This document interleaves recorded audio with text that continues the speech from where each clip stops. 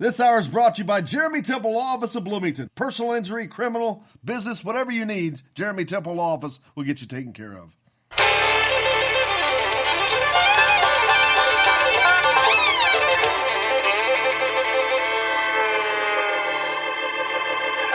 Well, we're coming to your city. Gonna play our guitars and sing you a country song. We'll all be flying higher than a jetliner. And if you want a little bang in your yin-yang, come along. Well, come on along and welcome aboard Indiana Sports Beat with Coy O'Leary here on this Tuesday, February 11th. Man, another great program on tap. Chronic Hoosiers with us, of course, because it's Chronic Tuesday, but the incomparable Dan Dockich will be along to join us later on. Looking forward to that. Jake's at the wheel, keeping us on the track, and my running mate Todd Leary is on board as well as we come to you from the Golf Club at Eagle Point Studios today. Todd Leary, how's it going, man? Man, I'm nervous already. Dockich makes me nervous, brother. Well, and it's not because the reason why people think. He was my assistant coach for all 5 years I was there, so you know, your coaches just make you a little bit nervous. Yeah, it's kind of like having one of your own teachers. It's exactly the same feeling. Like, I want to make sure my English is a little bit more proper, and I make sure I say things right. Yeah, because a lot of people don't see it that they don't see Dan as a coach because they see him as a player, they see him as an analyst.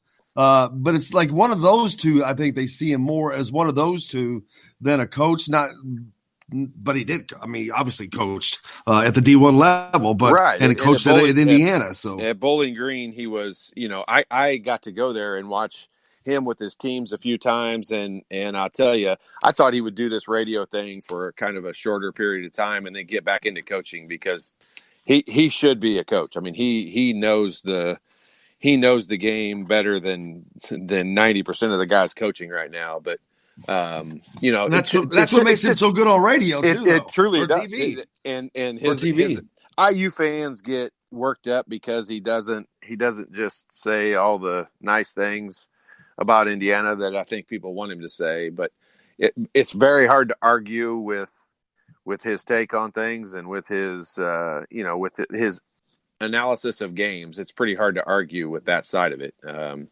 you know, to me, like I mean, I may sound like a fanboy of him, but he was one of my coaches, and he was such a big part of our teams. I don't think people realize how big a deal the assistant coaches were for Coach Knight. And you know, he was the number one assistant the whole time I was there. So he was a big deal for us. I mean, we were intimidated by Danny too. He's very Knight-like. He is, especially coaching. If you've seen him at Bowling Green, he's very Knight-like. Very. Speaking of Knight-like, a nice article yesterday in the Indianapolis Star with yourself, Dana Bimbo. You know what? We need to get her on. I've never had her on. I know she writes a lot of articles in the Star in regards to college basketball. So I need to get her on. Yeah, no, she would be great. And, you know, she does a fantastic job of kind of taking a situation and you know, if you weren't there, you kind of have a picture of the way it was based on the article. And you know, I was thankful she wanted to include me in that article, and it was just we talked about it most of the day yesterday. It was include you. You were the article. What are you talking about? That's the way it ended up seeming like, but the article was really supposed to be about Coach, and you know, it's just a cool thing. I told you all day yesterday. I just feel fortunate to be a part of it, and I was glad they included me. You know, I'm worried that we're going to see some knockoff jackets on the market soon. Well, here's something interesting. As I saw the exact same jacket being worn by somebody speaking at the Kelley School of Business. Only it didn't have the embroidery on the side with our names and numbers. It's just an Adidas jacket. Yeah. I guarantee you'll see those jackets everywhere because it's just an Adidas jacket, red Adidas jacket. If it has what I couldn't see is I only saw it from the front. The 5 stars on the back, obviously representing the 5 banners. I'm assuming, but I don't know if the jacket in general has those 5 stars. I don't think so. I think that what you have. They took that jacket and embroidered what they wanted to embroider on it, including the 5 stars and all the stuff that they put on it. Now, the jacket, anybody can pick up anywhere. And if you want to be honest, though, if somebody wants to go make a knockoff, they can take it to an embroiderer and say, here's what I want. I want you to put 5 stars here. I want you to put Indiana basketball here and the IU logo here. And then on my sleeve, I want you to put my name, put Coyle and 41 on there. And boom, you got yourself a jacket. But I've seen so many fans talking about it, like, wouldn't you just love to have one of these? Wouldn't you just love to be able to buy one of these? So I'm like, hey, either Adidas / Indiana is going to start selling these to make money off of them. Sure, why wouldn't you? That's what it's all about. Hey, and you know what? If it unites the fan base and we all get back to supporting this team and all that, I'm all for it. I hope everybody has one. I'd like to have one in black, personally. I agree. That'd be cool too. Yeah. Well, we need to I'll get on Dolson. Let's just get we'll get some made ourselves with Indiana Sports Beat on it and Adidas on the other side, IU on the other side. All right. I'm in. Hey, you know what? Something popped up that we haven't talked about here because it's not IU related, but it's sports related. But it's something that Pete Rose is like one of my – when I was growing up – oh, we got a break. That's right. 2 minutes. We'll make the 2 minute quick. We got to get off because I want to make sure we get out in time for get Dan in and out. Pete Rose, in the Hall of Fame or not, versus the Houston Astros and what's going on with them. You know, the sign stealing stuff. And then I saw an article that somebody wrote yesterday that had a great, perfect ramifications. There were like 9 pitchers released after a season going against the Astros. And so the stuff that the Astros did to me is much more egregious than what Pete Rose did. And yet Pete Rose is banished from the Hall of Fame. It's been long enough. I mean, either way, I'm like, Jesus, it's been long enough. Let him in. Yeah, I know. But, it's one of those things. If they let him in, and I'm with you. Like, I've always been with you from that standpoint. I've always thought that he should be in. But it's like what we're doing right now. Because we're saying if they let him in, then it's almost like somebody down the road could say, well, what I did isn't as bad as what Pete Rose did, and you let him in. And so I think that they just have to take that hard line on gambling and that side of it. But in saying that, I'm just giving you what I think their opinion would be. I'm with you 100%. I thought Pete Rose should have been in a long time ago. And Pete Rose is synonymous with, baseball back in our day. And it's just, he would, plus Coach Knight loved him. And he was a guy who came in and talked to us a couple times, and Johnny Bench and Pete Rose, Coach Knight was a big baseball guy. So he had them in from time to time. It was pretty cool. Absolutely. Well, I don't want to go over too long, so let's go ahead and we're going to take a quicker than normal break today because we're going to get Dan in a little bit sooner so he can get out of here. We definitely don't want to piss him off. Coming up next, the incomparable Dan Dockage. I call him the Howard Stern of sports radio. You go ahead and call him that when we come in. What's meant as a compliment. You don't think it's a compliment? I'll be quiet. I think it's a compliment. When we come back, Dan Dockage. You called him the ugliest dude in radio. Indiana Sports Beat with Coyle O'Leary from the Golf Club Eagle Point Studios. We're back with more after this.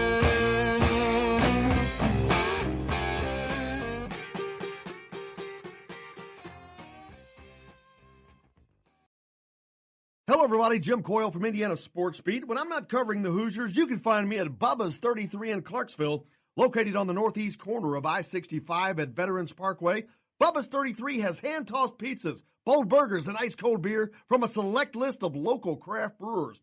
An incredible food selection, all made fresh daily. Whether you're meeting the team for that post-win meal in the family dining area or meeting friends for happy hour to watch the game on one of Bubba's 50 TVs.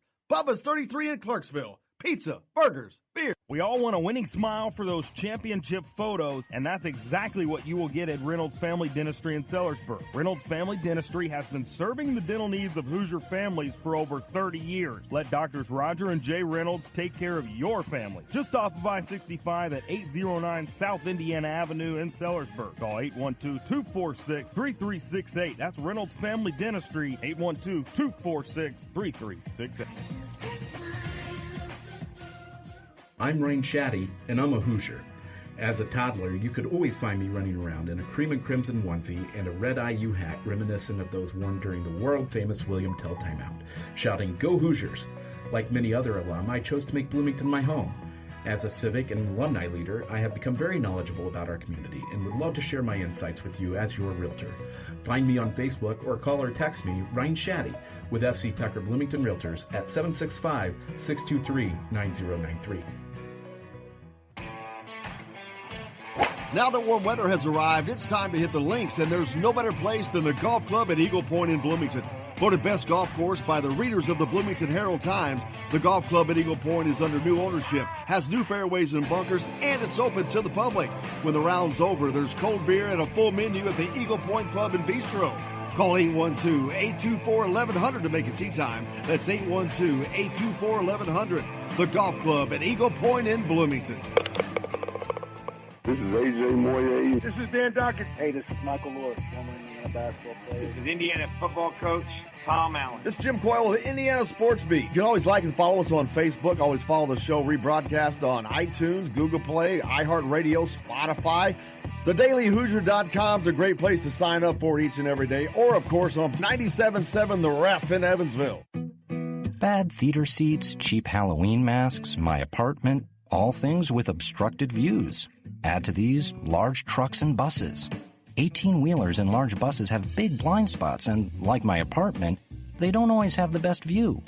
Bus and truck drivers deal with blind spots around the entire vehicle. Always take care not to ride alongside or too close behind them. Our roads, our safety. Learn more at sharetheroadsafely.gov. This is former Indiana basketball player Brian Evans, and you're listening to Indiana Sports Beat with Jim Coyle.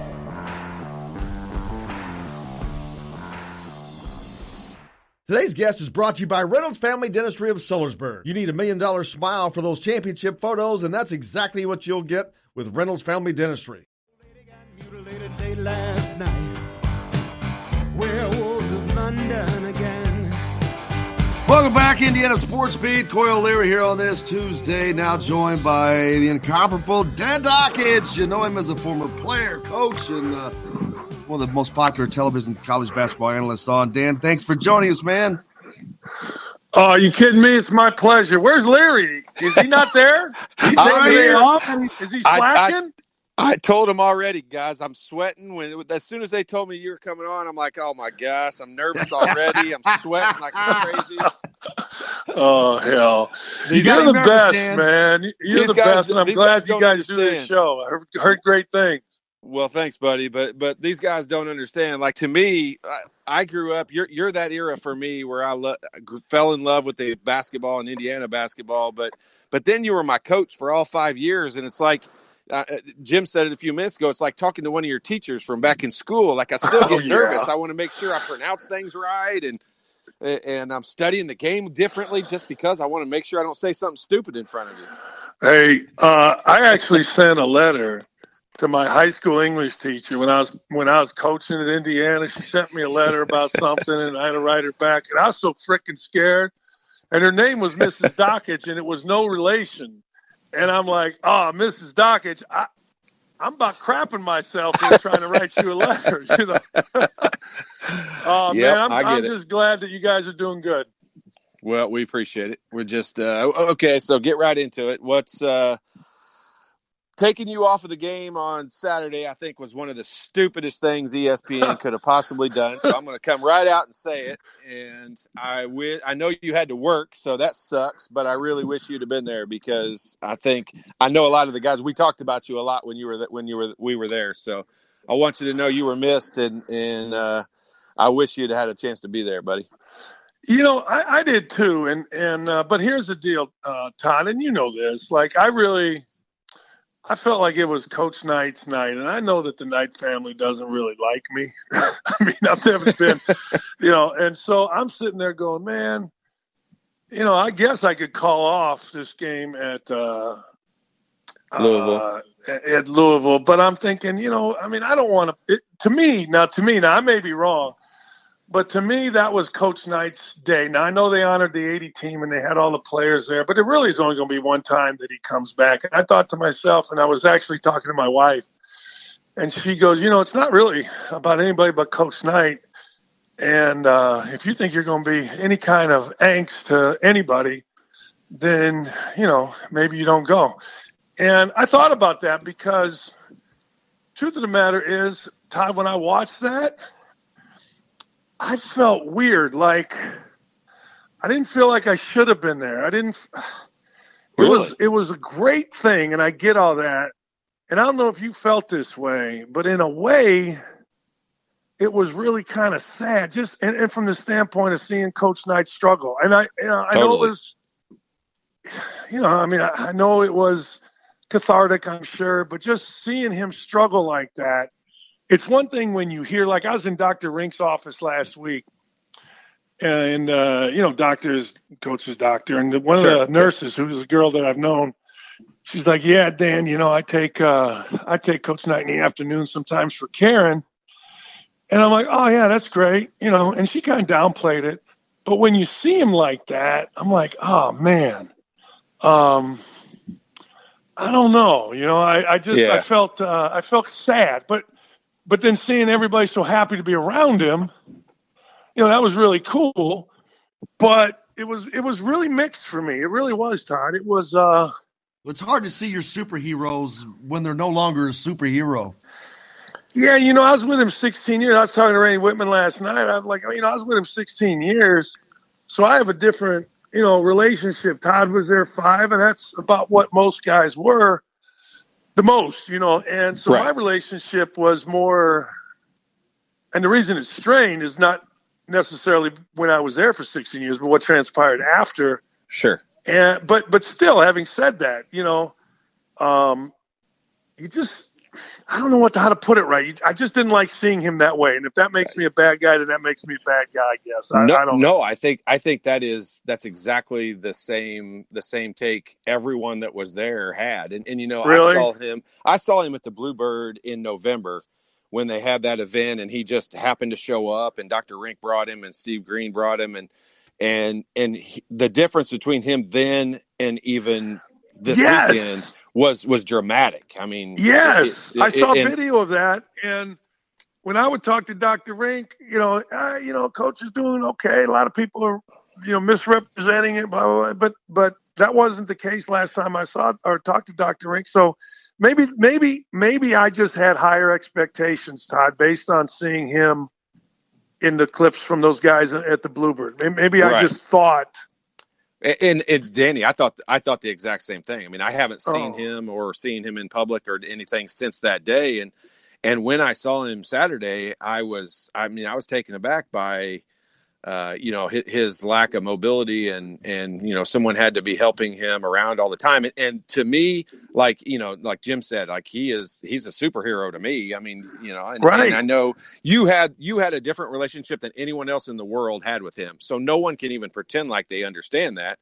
But from my perspective, I mean, he's it's like seeing your dad really sick or seeing something like that. I know you can relate to that, and it's just Todd, it's funny you say that because again, I go back to my wife. My wife's father passed away through mouth cancer, which is horrible. I mean, months of just pain and morphine. Right. Yeah. My dad. What got you onto the non-tobacco kick?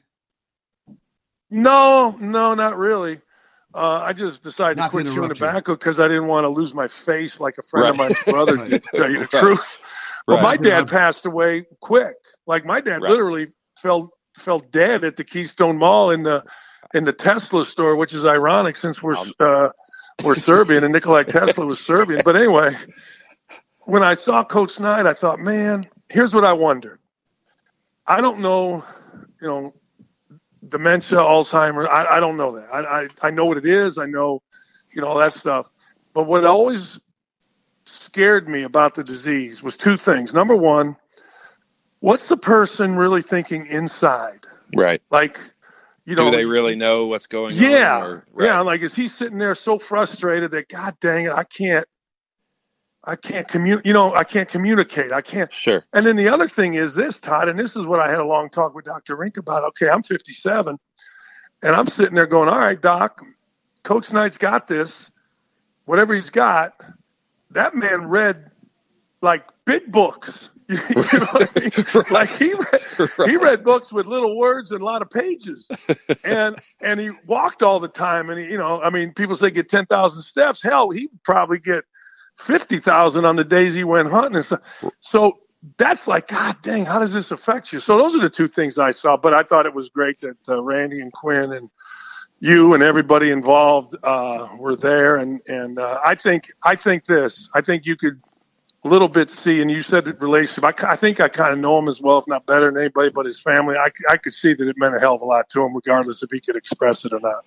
Yeah, and that's the one thing that's when the whole thing changed for me. It was kind of a weird feeling of an event until we were out there on the floor, and in the center of the floor, like it's almost like he all of a sudden something snapped with him, and he recognized what was going on and where he was, and he really the look on his face changed, and he was so happy and excited, and you don't see him smile and laugh like that very often, and that's just that's when I kind of realized, oh my gosh, like this is probably the last time I'm ever going to see him in person, and it got me emotional, but it really made me think. Like two things that made me think about when I was standing down on the floor was you and Don Fisher, and you should have been a part of that, and I really wish you had been. And Don Fisher, I don't know if a lot of people know, but the relationship between Coach and Don Fisher, I mean, those guys worked together, almost daily for 30 plus years. And then all of a sudden, Don hasn't had, he hasn't talked to Don since basically the day he left. And that just, for some reason, that just kills me. Like I can't stand that, because I know what a great person Don is. So, I mean, you two not being a part of that was a deal to me.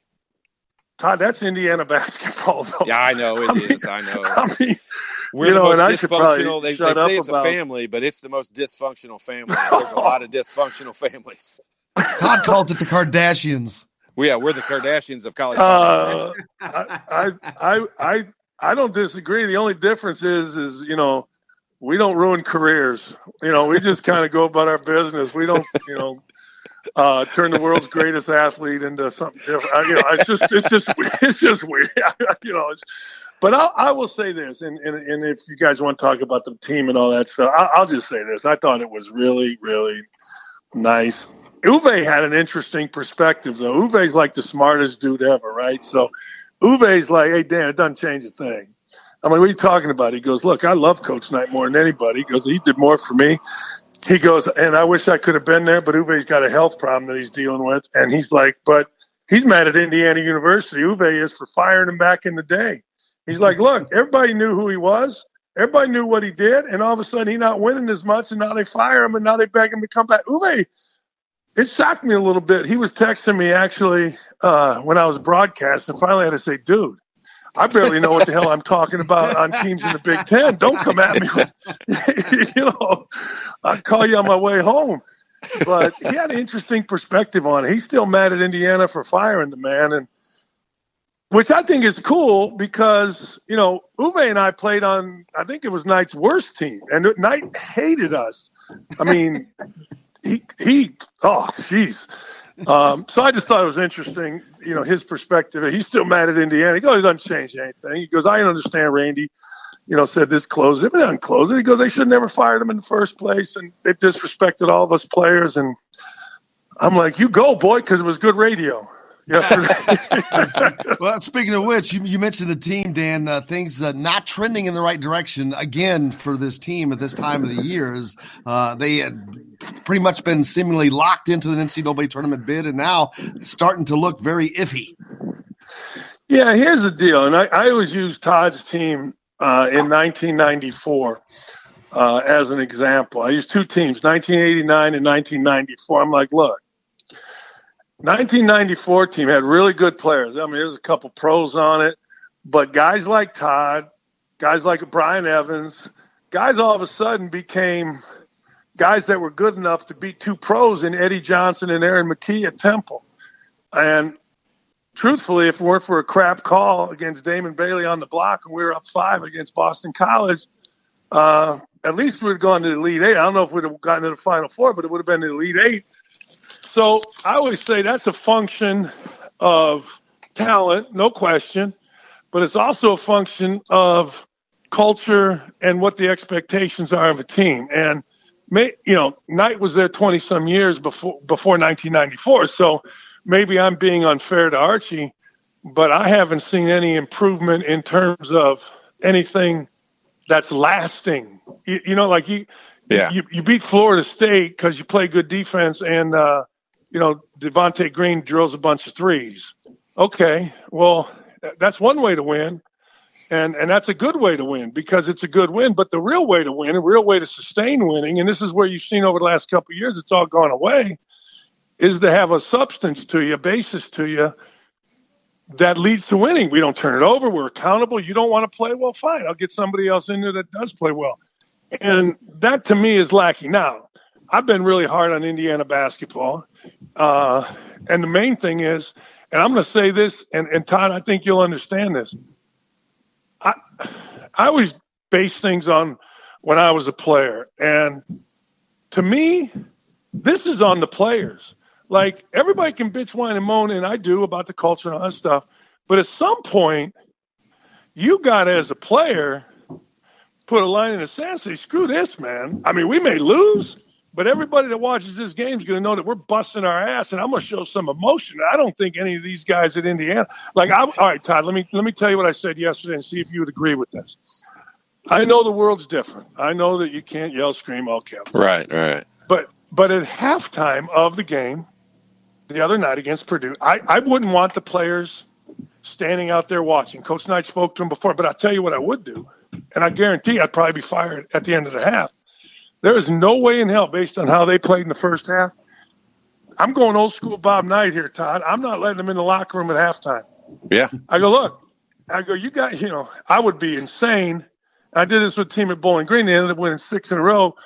Look, and part of it would be, hey, look, they're going to see a ceremony out there that's pretty cool too. But I'm going to be like, hey, you got guys like Leary, you got guys like Evans, you got guys like Whitman, you got Landon Turner, you got all these guys that gave their ass to play at Indiana and took more crap than you ever have. You don't belong in this locker room. You ain't coming in this locker room. And, you'd probably be fired right after the game. But right. I swear to God, I swear to God, that's what I would have done. And I would have seen, we're going to lose anyway based on how you played in the first half. So there's no adjustment you're going to make other than you better play harder. Right. You better have more pride. I don't know. No. I totally agree. I was thinking about this the other day, and I was trying to, this team needs a lot of, they need to be able to shoot better, and they need to be able to understand the game, the situations and things better, and handle the clock better, and all that.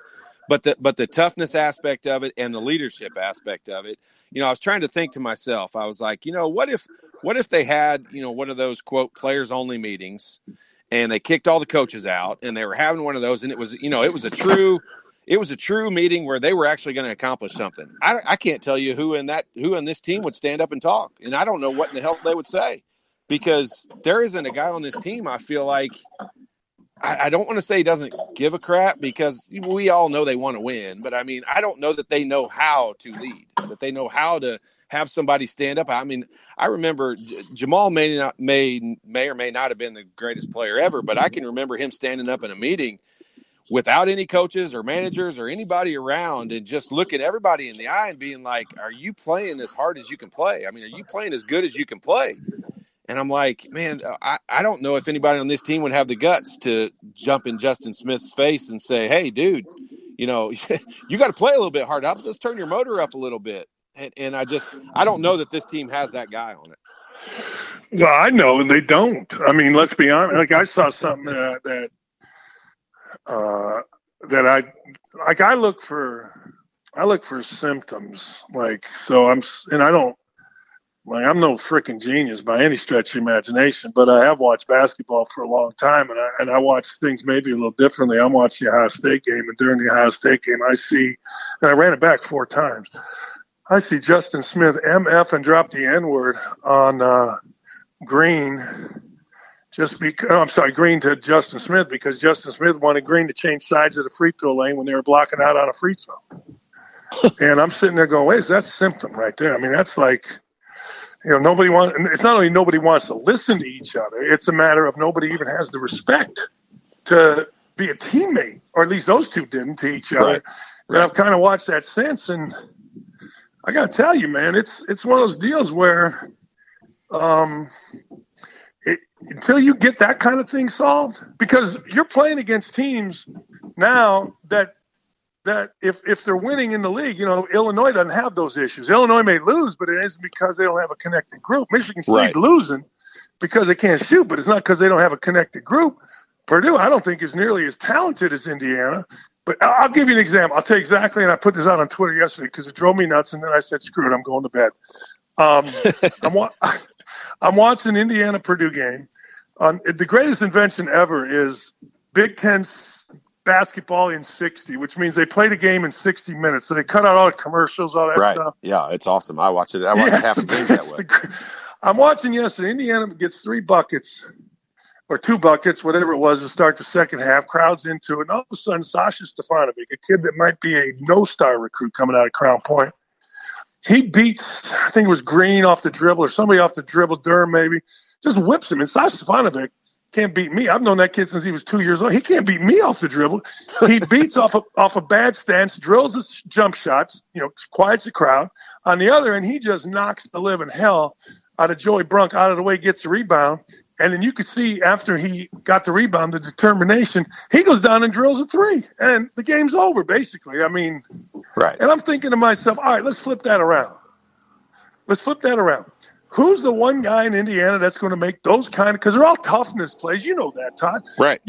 Coming into a game at Mackey, it isn't about certainly it's about whether you can shoot or not, but it's about whether you're tough enough to make the shot in the Mackey with the crowd, that kind of thing. And when I saw that, I just, truthfully, I kind of turned it off and said, okay, now I know why they lost. Yeah. I mean, you're right on. I completely agree with that. And I talk about this all the time. Like, I hate AAU basketball. I hate all the rankings, national rankings, and all the BS, 4 stars, 5 stars. I can't stand all that. I can't wait till they go back and get somebody, recruit another Archie Miller or recruit another Todd Leary or Tom Coverdale or Dan Dockich, somebody that just, even if they don't know now, you can tell they're going to learn how to play, and they're going to learn how to play with what they've got. And it's doing exactly what you said Sasha did, and just making plays when you have no business making plays. Right. And in the biggest of moments. You get a team full of those guys, and you're going to beat some people. Todd, let me ask you a question. If you're an Indiana fan, all right, who's your favorite player? If you're an Indiana fan, Trace Jackson Davis. That's it, right? Yep. I mean, that's it. I mean, and Trace Jackson Davis has a ton of great qualities. Like he and his numbers are good and all that. He's Big Ten Player of the Week 4 times and all that. But I mean, he needs somebody. You can almost see him begging for somebody to tell him what to do and where to go. And that's what I've been waiting all year to see. And nobody. I don't think anybody's capable of doing it because nobody's doing it.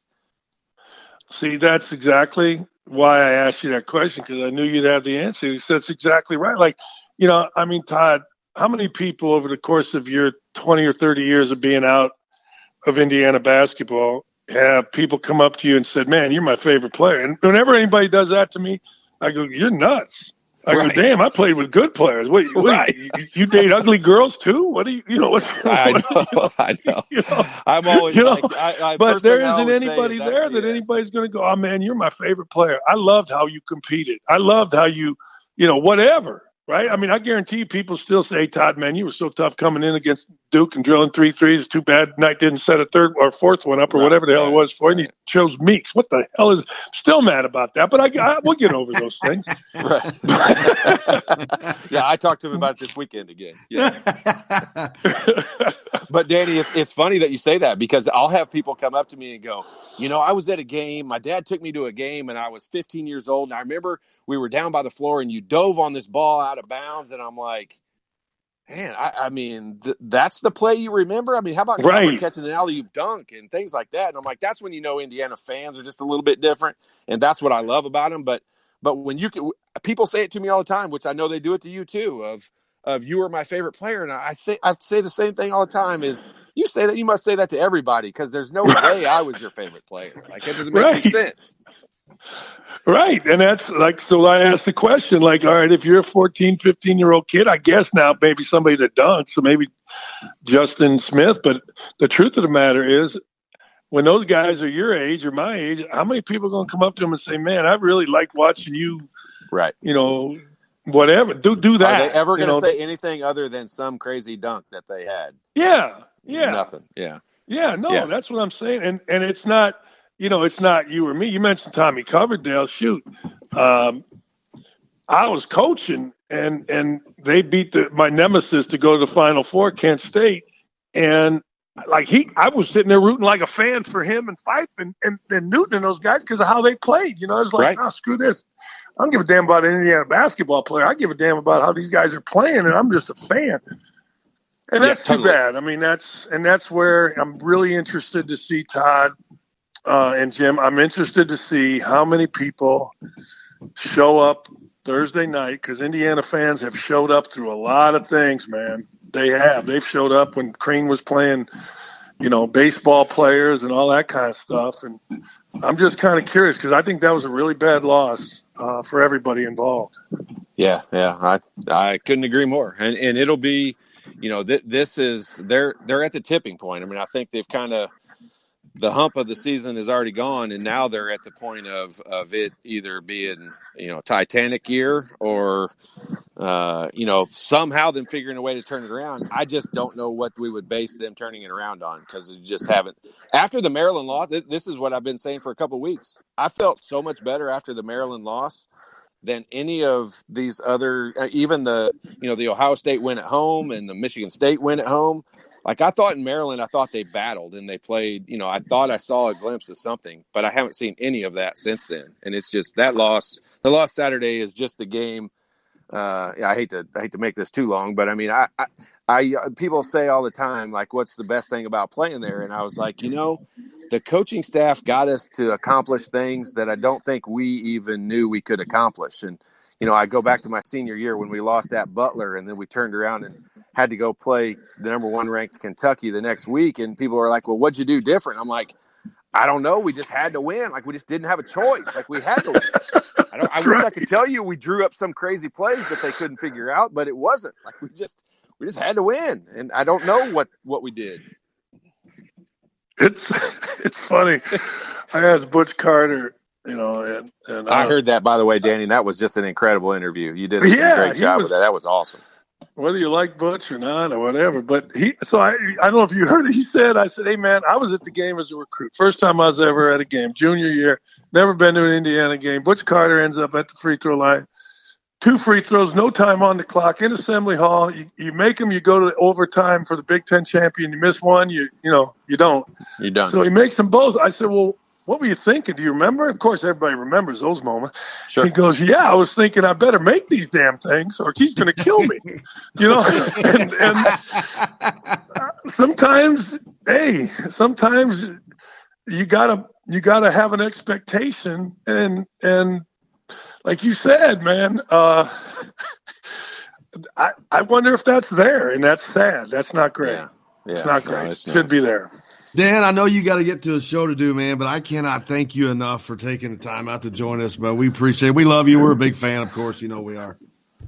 Well, I appreciate it, man. And Todd, I'm glad that this is going good. I got to get you out next time before Indiana plays Purdue. See, I got to get somebody. Like Butch was great because it was right before. I had Kitzel on, and he didn't rip Purdue enough for me. He did. He was too nice. He's all grown up. I didn't like it. I liked angry Kitzel relative to Purdue. So well, that wasn't very long ago because the angry Kitzel's been around for a long time. I know. Well, Todd's partial to Matt Painter, Dan, because he says if it wasn't for Matt Painter, he wouldn't have got to play at Indiana. Hey, Danny's more responsible for me getting to Indiana than anybody in the world, and we'll tell that story on another day, Danny. As my wife, I fell asleep watching your state championship game. And Knight's like, what'd you think? And I looked at my wife. I go, what do you think? He goes, oh, he's cute. Bring him. I go, all right. He's great, coach. I thought he's athletic. He's great. He can shoot it. He's tough, blah, blah, blah. And next thing you know, Painter's at Purdue and you're at Indiana. Yeah, true story. Yeah, I know. I don't know whether to punch you in the mouth or hug you next time I see you. He's making $5 I think it's worked year. out. I think it's worked out for both of you. So that worked out pretty good. The only one it didn't work out for was my wife because she was married to me. But other than that, everything was was good. I tell Jackie thanks every time I see her. Trust me. You're the best. Hey, I got to run. Thanks, guys. See you, brother. Thank you, Dan. There's a great Dan Dockets joining us here on Indiana Sports Beat with Coyle and Larry. Hey, we got plenty more coming up here. We'll talk about all that segment we just had when we come back. Back with more to the Golf Club at Eagle Point Studios right after this. So slow, going down the old man with a transistor radio. Standing in the sunlight laughing. Hello, everybody. Jim Coyle from Indiana Sports Beat. When I'm not covering the Hoosiers, you can find me at Bubba's 33 in Clarksville, located on the northeast corner of I-65 at Veterans Parkway. Bubba's 33 has hand-tossed pizzas, bold burgers, and ice-cold beer from a select list of local craft brewers. An incredible food selection, all made fresh daily. Whether you're meeting the team for that post-win meal in the family dining area or meeting friends for happy hour to watch the game on one of Bubba's 50 TVs. Bubba's 33 in Clarksville. Pizza, burgers, beer. We all want a winning smile for those championship photos, and that's exactly what you will get at Reynolds Family Dentistry in Sellersburg. Reynolds Family Dentistry has been serving the dental needs of Hoosier families for over 30 years. Let Doctors Roger and Jay Reynolds take care of your family. Just off of I-65 at 809 South Indiana Avenue in Sellersburg. Call 812-246-3368. That's Reynolds Family Dentistry, 812-246-3368. I'm Rain Shaddy, and I'm a Hoosier. As a toddler, you could always find me running around in a cream and crimson onesie and a red IU hat reminiscent of those worn during the world-famous William Tell timeout, shouting, "Go Hoosiers!" Like many other alum, I chose to make Bloomington my home. As a civic and alumni leader, I have become very knowledgeable about our community and would love to share my insights with you as your realtor. Find me on Facebook or call or text me, Ryan Shaddy, with FC Tucker Bloomington Realtors at 765-623-9093. Now that warm weather has arrived, it's time to hit the links, and there's no better place than the golf club at Eagle Point in Bloomington. Voted best golf course by the readers of the Bloomington Herald-Times, the golf club at Eagle Point is under new ownership, has new fairways and bunkers, and it's open to the public. When the round's over, there's cold beer and a full menu at the Eagle Point Pub and Bistro. Call 812-824-1100 to make a tee time. That's 812-824-1100. The golf club at Eagle Point in Bloomington.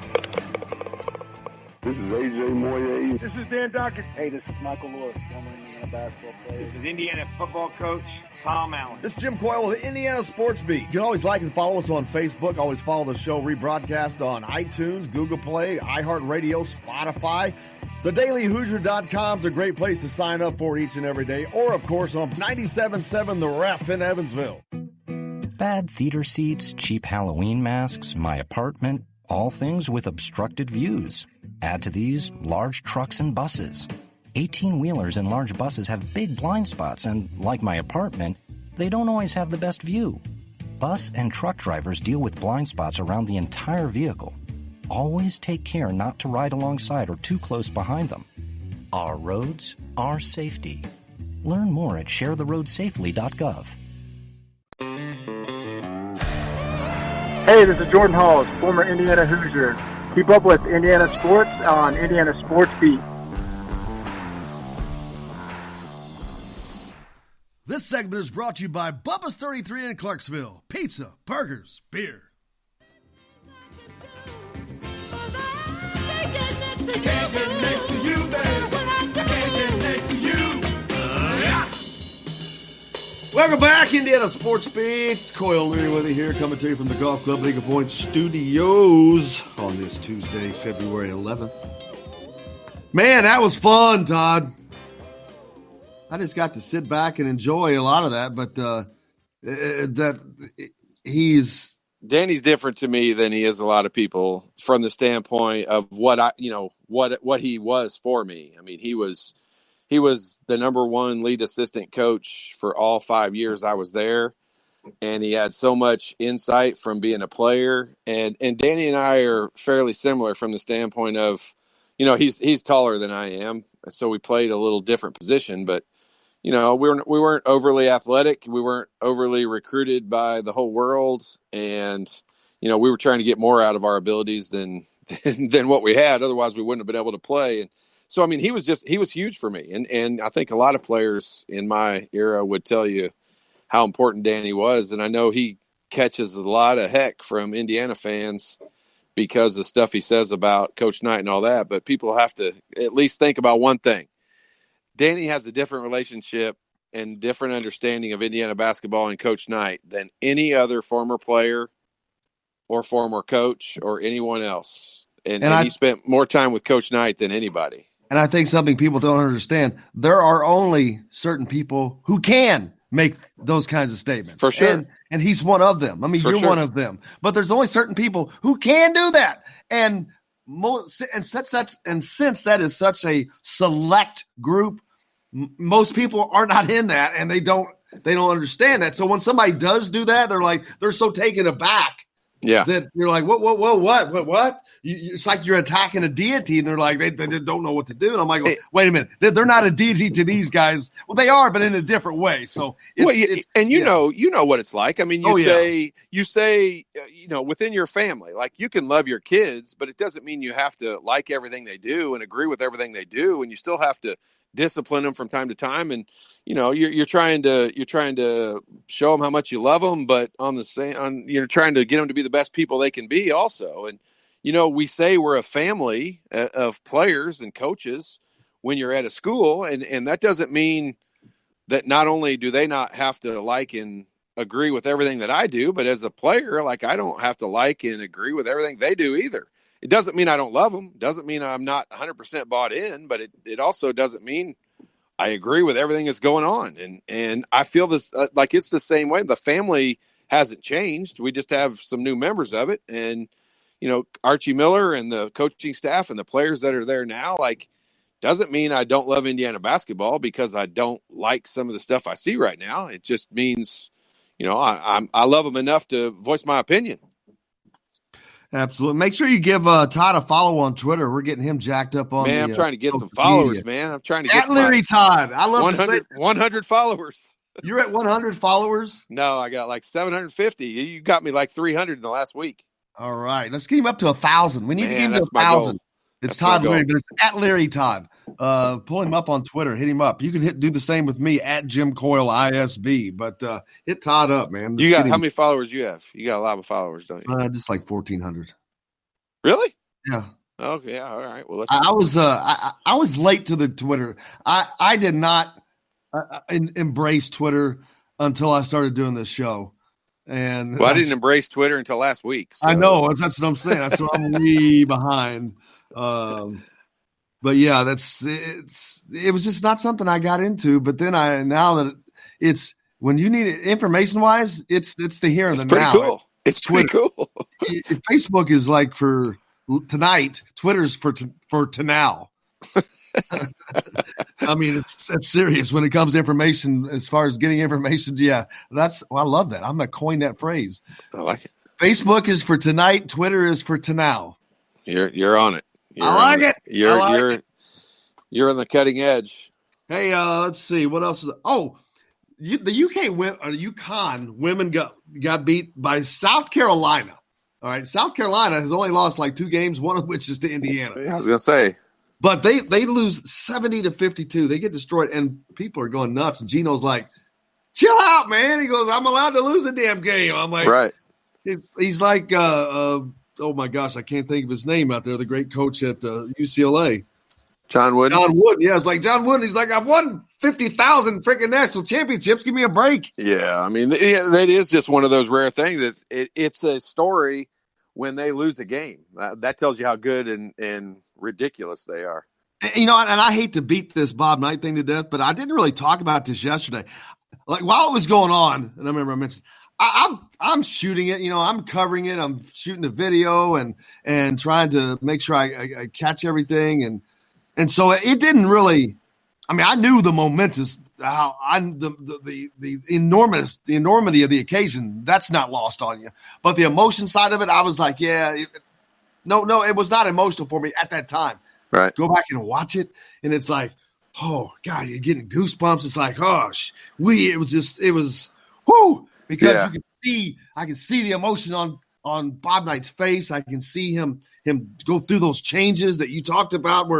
And we talked about this yesterday. It's like it clicked when he got on that stage on those lights. It was when like he got out there surrounded by Isaiah and Quinn and Randy Whitman and those guys. And I'm not just saying those big names to name drop. Like, those were, when I was growing up, those were the names that got me in love with Indiana basketball. So, like I said, I'll say it all the time. I'm a fan. I'm as big a fan as anybody. I just got lucky enough God gave me enough ability to shoot that I got to go there.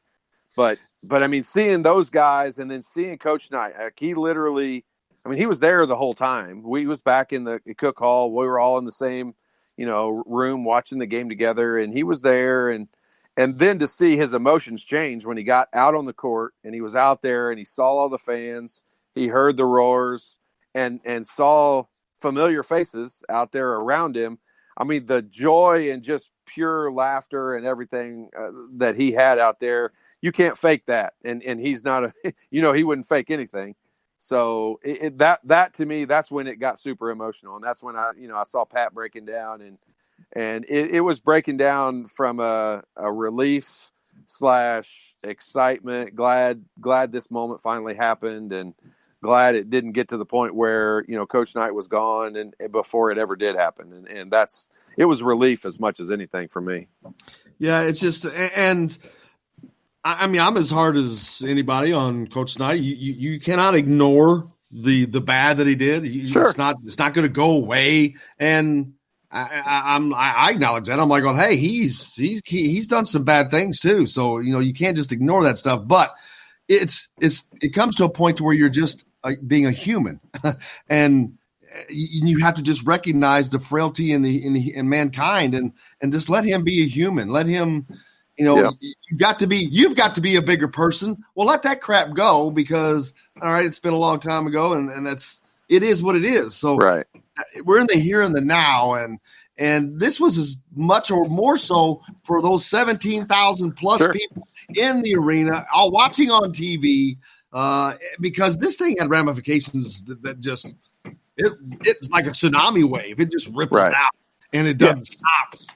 And seeing, what you're talking about with Coach Knight and that stuff, people will say all the time, and we hear these statements that, players have changed or the game has changed and all these different things. And just kind of, what coaching used to be a long time ago, it's evolved. It's different. It's a new era today. And what was acceptable in 1980 is probably not acceptable in 2020. It doesn't mean Coach Knight did anything illegal. It doesn't mean he did anything even wrong. At the time, that was, that was how you coached and that was how you motivated, and nobody had a problem with it. And now people do have a problem with it. And so that's just it. That's what's evolved. That's what's changed, and that's what's different. And there are certain players that respond. That's the one thing. It's not like Coach Knight, he knew this is how smart he was. He knew what guys on the team, I think the term was coined whipping boys, but he knew who he could go after and who he couldn't. Right. And there were certain guys that took a lot more grief than others. And it didn't necessarily have to do with your ability or how much playing time you had. You were taking grief for somebody else, probably. A lot of times, and there's no doubt about it. And that was part of the genius of him in that, he knew where the line was, and sometimes he got right to the tiptoeing on that line. But that's what got us to be able to beat, the number one team in the country a week after we got beat by Butler. And, Butler wasn't then what they are now. And so that doesn't sound in today's world like that bad of a loss, but back then it was, and especially to Coach Knight. So it's just different. And a lot of what people would think in today's world was bad of Coach Knight, we were fine with, and I was totally fine with. Well, that's the same environment I grew up with. Even sure, high school coaches, they were all the same. Man, I'm telling you, anybody that thinks Coach Kiefer at Lawrence North is a choir boy is crazy because that dude he's as mean as anybody. Why do you think Pat Graham? I love him to death. Why do you think Pat Graham got along so easily?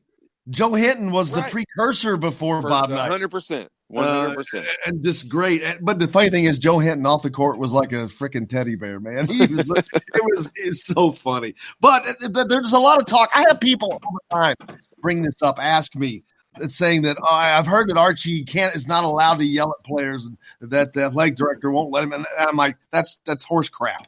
That's total horse crap. I've been to practice. I can tell you that's not true. I mean, yes, but you said there are things that are not allowed today. Yeah, sure, there are. They're not acceptable. But it's not to the point to where you can't yell at kids. I mean, look at Tom Izzo on the damn sideline on national TV. You know that's not the case. But the occasional throat grab is they're not allowing that anymore. that option's been ruled out. It's probably shunned upon in today's society, but don't think that it's all that Archie Miller's walking around going, "Come on, guys, we can do better." Like, it's not that way. Trust me. I mean, he's up there, but plenty. Believe me. We got lots more coming up, man. It's already been such a great show with Dan Dawkins joining us, but Chronic Hoosier's on with us as well, so stay tuned. We got him coming up from the Golf Club at Eagle Point Studios. Coy O'Leary back with more right after this. Gonna keep on trying till I reach my highest ground.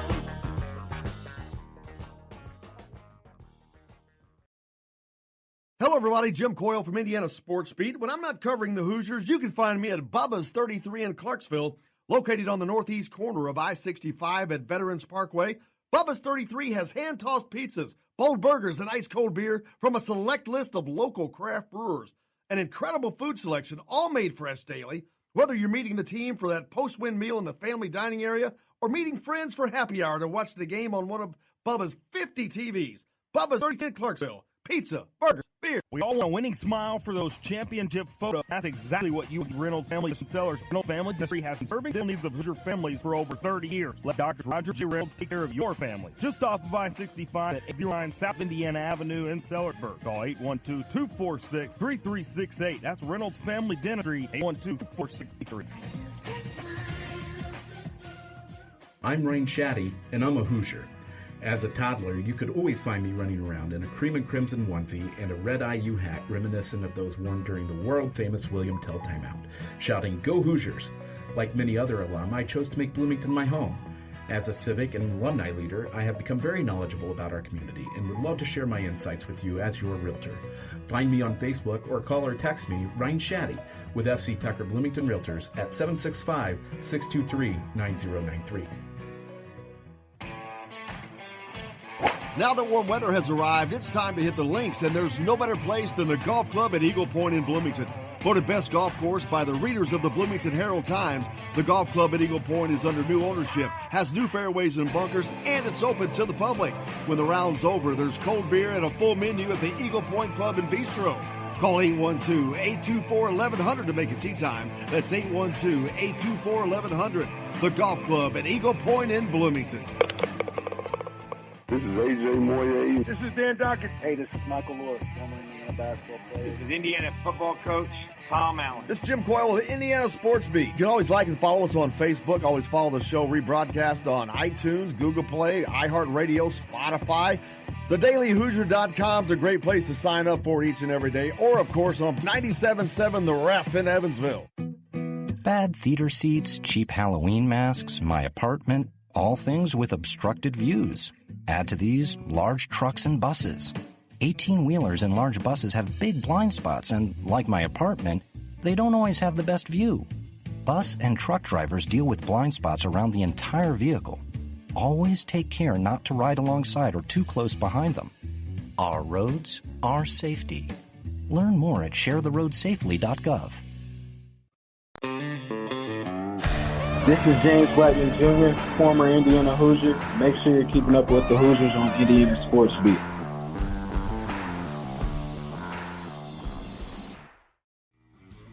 Yeah, I love Madalena, she's long and lame.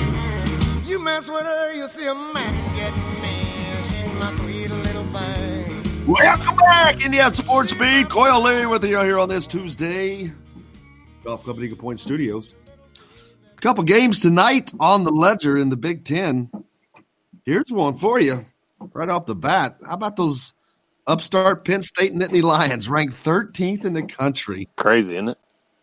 They're 13th. They're at Purdue, where Purdue is on a heater, man, and the Boilers are a 4.5-point favorite. I'm taking the Boilers right now. They're on a heater. Yeah, I mean, it's hard to – home, and they're back at home. Please. I'll tell you what. I felt a lot higher about that Penn State team before I started watching them when Indiana played them, and I mean they're overachieving. That Lamar Stevens is just a leader and good and all that because they're not as great as I thought they were. I'm with you on that. Long-winded answer to say I agree. Purdue will beat them because Purdue's just playing well. I mean they're not overly great, but they've got a lot of confidence. Over their head. Yeah, they've got a lot of confidence, and they are enjoying playing together, and that's a good combination. The teams that succeed in February and March they usually are playing over their head. They're peaking. They're playing better, and that's what Purdue's. Here's what's scary about that, though. Think about it. What's today's date? The 11th. It's hard to keep that going for. They got another month. You got another month before you're deep into the tournament. I know. And look at all these different teams. Where we're talking about Ohio State, Michigan, Indiana that were playing well. Look at Indiana against Maryland. Damn it. Prior to the last 2 minutes of that game, Indiana was playing as good, if not the best that they had played this entire season. And then after that next 2 minutes, they have crash landed into the mountainside. Yeah, no, you're right on. I mean, I that's what I was saying with Danny in the earlier segment was, I felt better after the Maryland loss than I have after a couple of wins that Indiana's had, and because I saw, you saw signs of toughness and being able to make plays, and you kind of had a sense of what they were trying to accomplish. And right now, I mean that last game against Purdue, I've watched it. I told you yesterday I didn't get to see a lot of it in person. I've watched it in replay a couple of times now, and Indiana was right there. Like Indiana for the first 18 minutes of the first half. I mean, both teams took turns making good plays and making some mistakes and bad plays, and they were playing pretty even. And the last 2 minutes, I mean, Purdue just out-toughed them for the last 2 minutes and turned a 1-point deficit into a 9-point lead at halftime. And that's a big 2.5, 3 minutes right there, and that you can't get back. And Danny made a good point. I mean, this happened to us so many different times about getting kicked out of the locker room and not being allowed in there. I mean, think about coming off the floor after what happened at the end of that half. Think about coming off the floor. This is how that goes. A manager runs in front of the team as they're coming off the floor. He has a key. He unlocks the door, and everybody gets to go in the locker room. Well, imagine if that manager's instructed not to go unlock that door, and you get 14 players running off the court, and they run in there, like shoulder bump into the door, and it's locked. It's like what was it, Animal House at the very end where they're in that alley, and the band they march the band right into the alleyway. Yeah, you go stand out there in the hallway with every fan walking to go get something to eat or drink or whatever, and you're standing out there and you can't get in your locker room. There's nowhere to go in Assembly Hall. Like I'm telling you, it's happened. There's no place to hide. There's no place to go, and you stand out there and you hem-haw around for a little while. Like, what are we going to do? And then finally, somebody just steps forward, and we all huddled up and messed around. I mean, this happened 2 or 3 times while I was there, and they'll just straight up. If you don't play well enough to deserve that Indiana locker room, you don't get to go in. Yeah, that's something that probably would have sufficed. Saturday. In today's world, it probably, especially an ESPN game, like all our games were ESPN or CBS games back then. There wasn't a Big Ten network.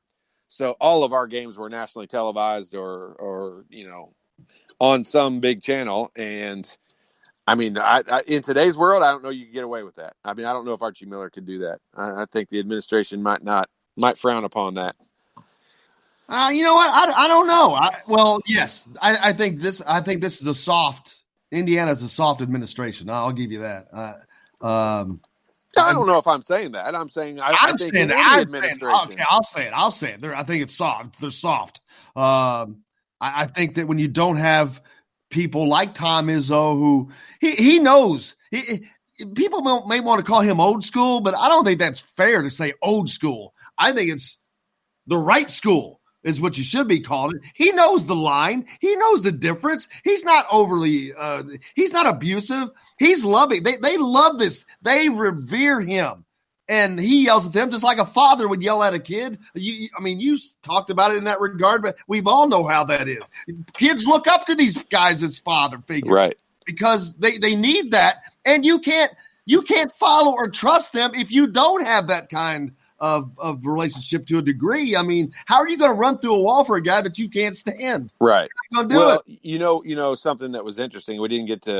We were trying to move along in the show, the after the game show that we do from Yogi's after every game. In my interview with Keith Smart, he talked about, and this is amazing how true this is. He talked about at some point during his career, Coach Knight called his mom and said, "Hey, I'm going to be putting Keith through some stuff.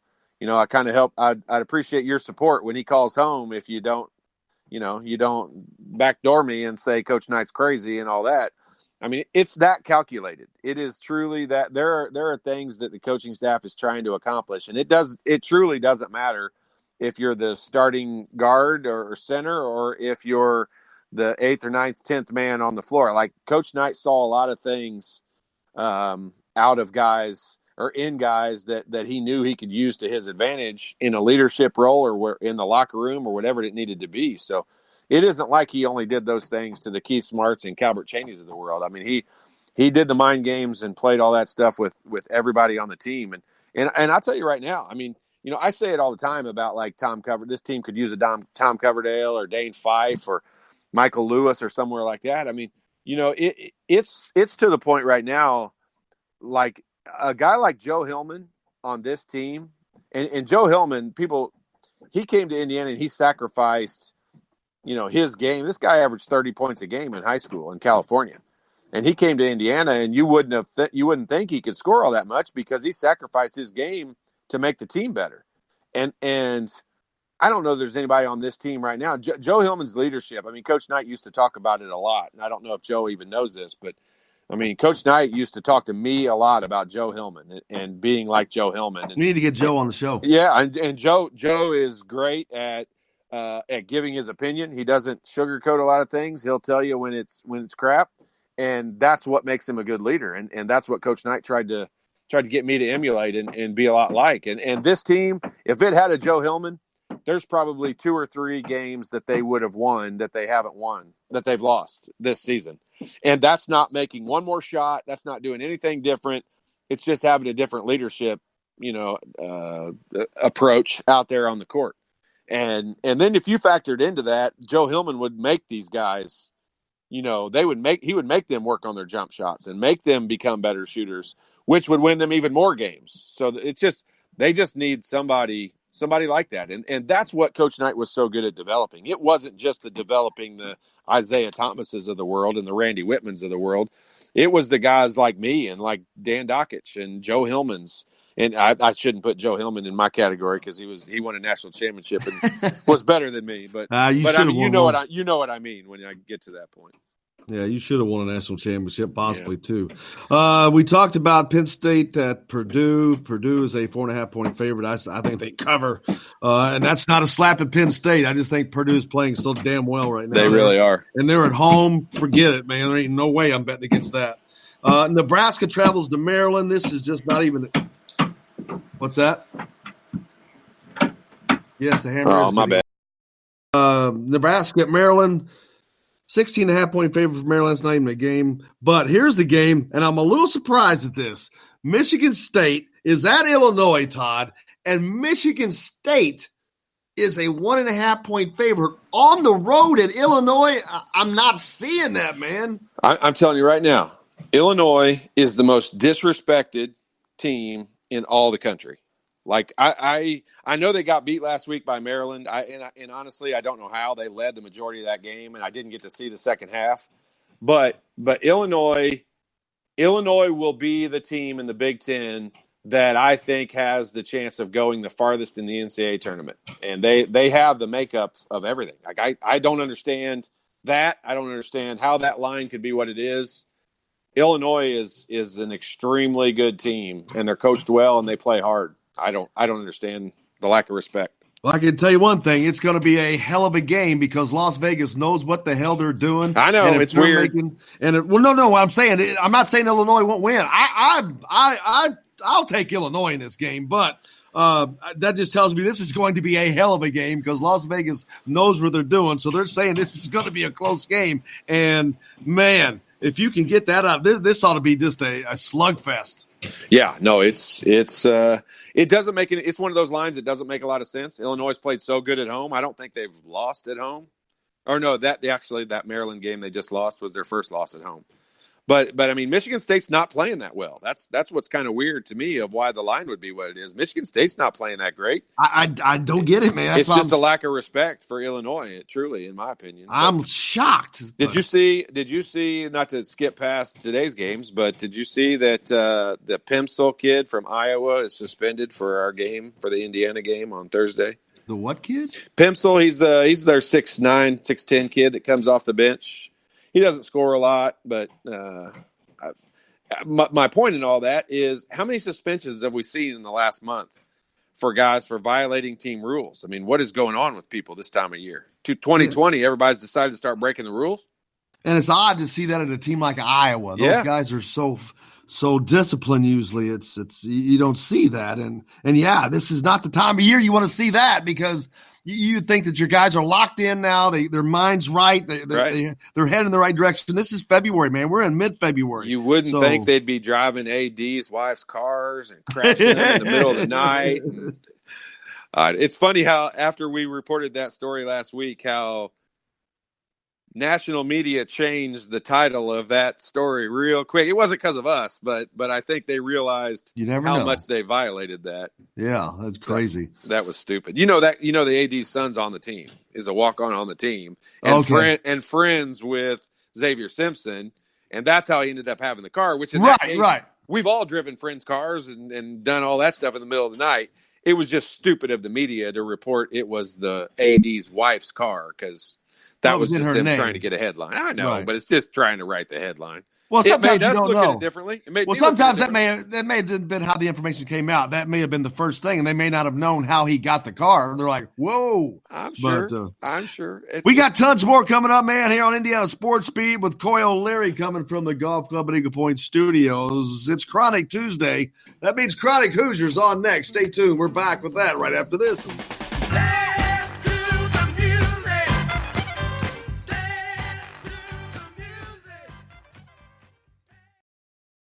Hello, everybody. Jim Coyle from Indiana Sports Beat. When I'm not covering the Hoosiers, you can find me at Bubba's 33 in Clarksville, located on the northeast corner of I-65 at Veterans Parkway.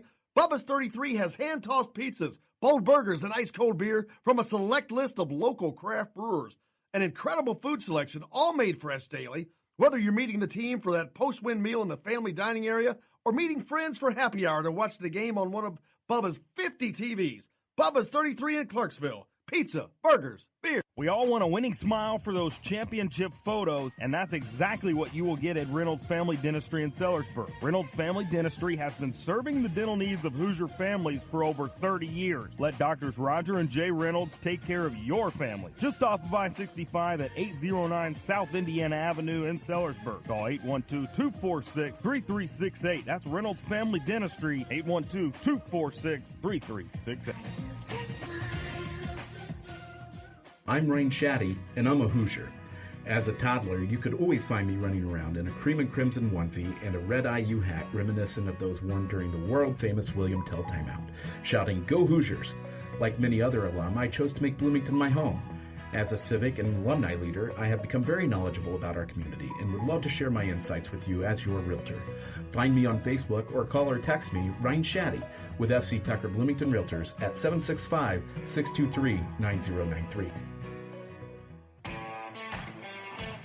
Now that warm weather has arrived, it's time to hit the links, and there's no better place than the Golf Club at Eagle Point in Bloomington. Voted best golf course by the readers of the Bloomington Herald-Times, the Golf Club at Eagle Point is under new ownership, has new fairways and bunkers, and it's open to the public. When the round's over, there's cold beer and a full menu at the Eagle Point Pub and Bistro. Call 812-824-1100 to make it tee time. That's 812-824-1100. The Golf Club at Eagle Point in Bloomington. This is AJ Moye. This is Dan Dockett. Hey, this is Michael Lewis, former Indiana basketball player. This is Indiana football coach Tom Allen. This is Jim Coyle with Indiana Sports Beat. You can always like and follow us on Facebook. Always follow the show rebroadcast on iTunes, Google Play, iHeartRadio, Spotify. TheDailyHoosier.com is a great place to sign up for each and every day. Or, of course, on 97.7 The Ref in Evansville. Bad theater seats, cheap Halloween masks, my apartment. all things with obstructed views. Add to these large trucks and buses. 18-wheelers and large buses have big blind spots, and like my apartment, they don't always have the best view. Bus and truck drivers deal with blind spots around the entire vehicle.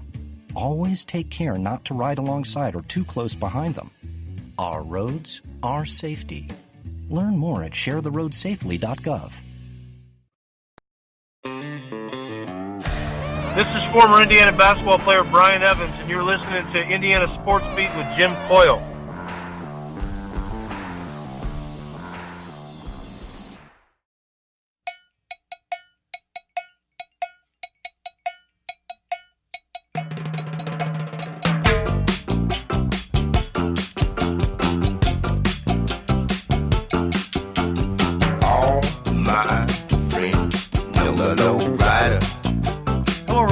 Welcome back to Indiana Sports Beat with Coyle and Larry here on this Tuesday, February 10th, and it would not be a Chronic Tuesday without Chronic Hoosier. And we've got him. The man with the plan, Chronic Hoosier. Chronic, how are you doing today, sir? Always glad to be back. It's a good week to be back, apparently. Well, you know, it's never a bad time when it's February and it's not sub-zero weather around here. I can't believe it. I'm still happy with that. So, but yeah, there's been a lot of other things going on to warm it up around here, Chronic. And this weekend, it got pretty hot at Simon Scott Assembly Hall. You know, I'm still trying to process what we experienced Saturday afternoon. I don't know that I ever thought this would happen again. You know, there are years where I held out hope that Coach Knight would make his return to campus, at least to Assembly Hall. He's been back to campus. Heck, he's been to the gym several times since he left, but in a public setting at least.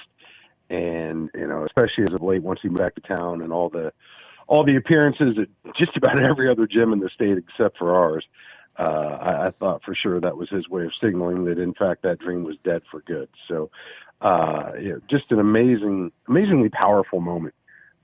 Just so many emotions that came out. And watching it, it's obviously extremely powerful for Coach, his family, all the former players. But, you know, the way in which those emotions kind of reverberated through the entire gym, the looks on the faces of the folks who, like myself, you know, got to experience Coach Knight's career in its heyday, you know, pretty much throughout the duration, and just how special that was for everybody to see that moment that I think many thought would never happen actually come to fruition. Was really indescribable in so many different ways. You know, and at the end of the day, I'm still grappling with, you know, how as glad as I am that it happened, how much I regret that it didn't happen sooner.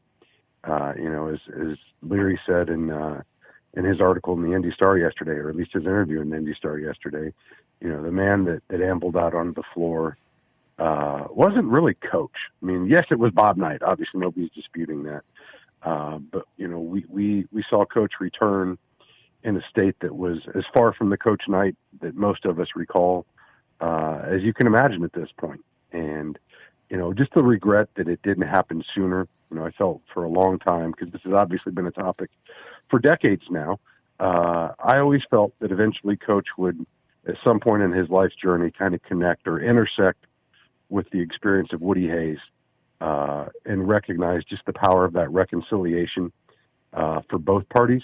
But more so in this instance, I felt like for Coach, because as we pondered for years what it would mean if he comes back, if he never comes back, you know, is always framed in terms of what's it mean for the university. And now 20 some odd years almost later, you know, I think it's safe to say the university has withstood the absence, the self-imposed exile. And I think what we saw this weekend was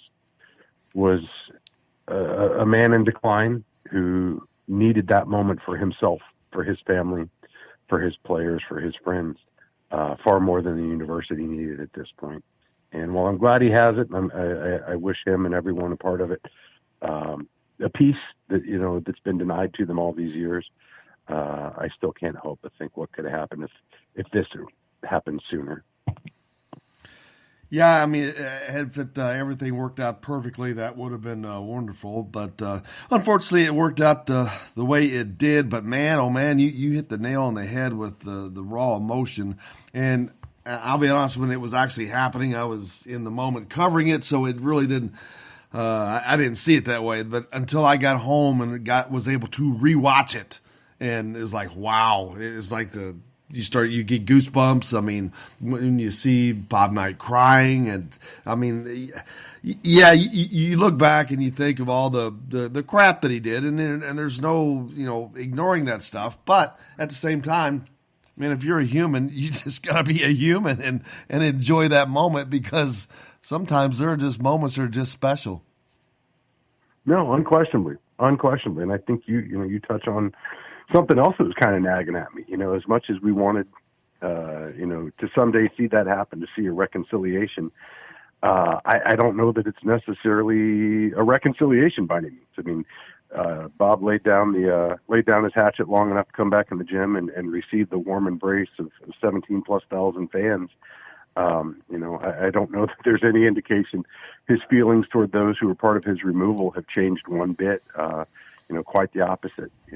He's held on to that grudge for a long, long time. He's reiterated at every point possible. This wasn't really a making amends as much as it was him just forgetting about his grudge long enough that he could come back and have that moment. And, it's like I said, it's a roller coaster of emotions on a lot of different levels. The one thing that I guess that continues to stand out for me, as I continue to try to process this, almost 72 hours later, trying to remove my thoughts and my subjectivity from it. One thing that couldn't be denied is you look at the faces of all, of Pat, of Karen, of Coach. We've never seen Bob Knight cry. We've never seen Bob Knight come close to tears, at least not that type of emotion. That was something we've never seen. It was a side we've never seen. And then to look across the floor at all the players and what that meant. And, one point that's been brought up several times since that moment happened is how that ripples amongst that circle. All these guys who played for Indiana, who gave so much for Indiana and achieved so much at Indiana, having been basically deprived that right, having to make that choice.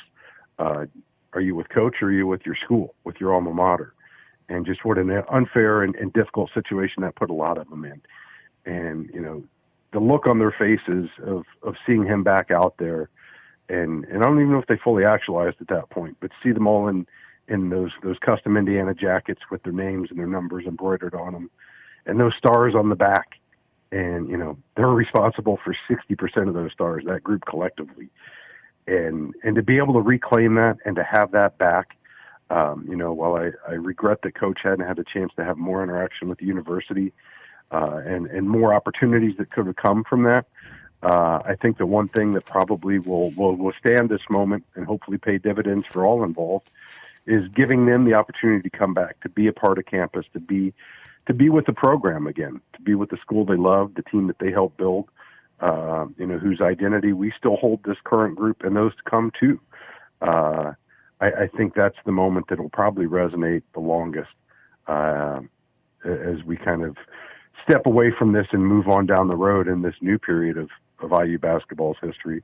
Hopefully that continues to bear fruit for years and years to come, because as we saw, in the moment sandwiched around that reunification, this team could certainly use some of that right now. This program could certainly use some of that right now. And what better way than having all those players and all that experience available to share with them and help mentor them on their journey to becoming whatever Indiana basketball is going to be under the current structure. Yeah, and anytime you have an event where you have Sage Steele or Mark Cuban walking into the building, it's a big event. And I remember when Cuban came in, there was this roar, and I thought Knight was coming out. I'm like, oh hell, I'm not ready. It was that big of a roar, and turn around and it's Mark Cuban. But to see that kind of power being brought out, and that's exactly what it was. It was like if you were somebody, you were there.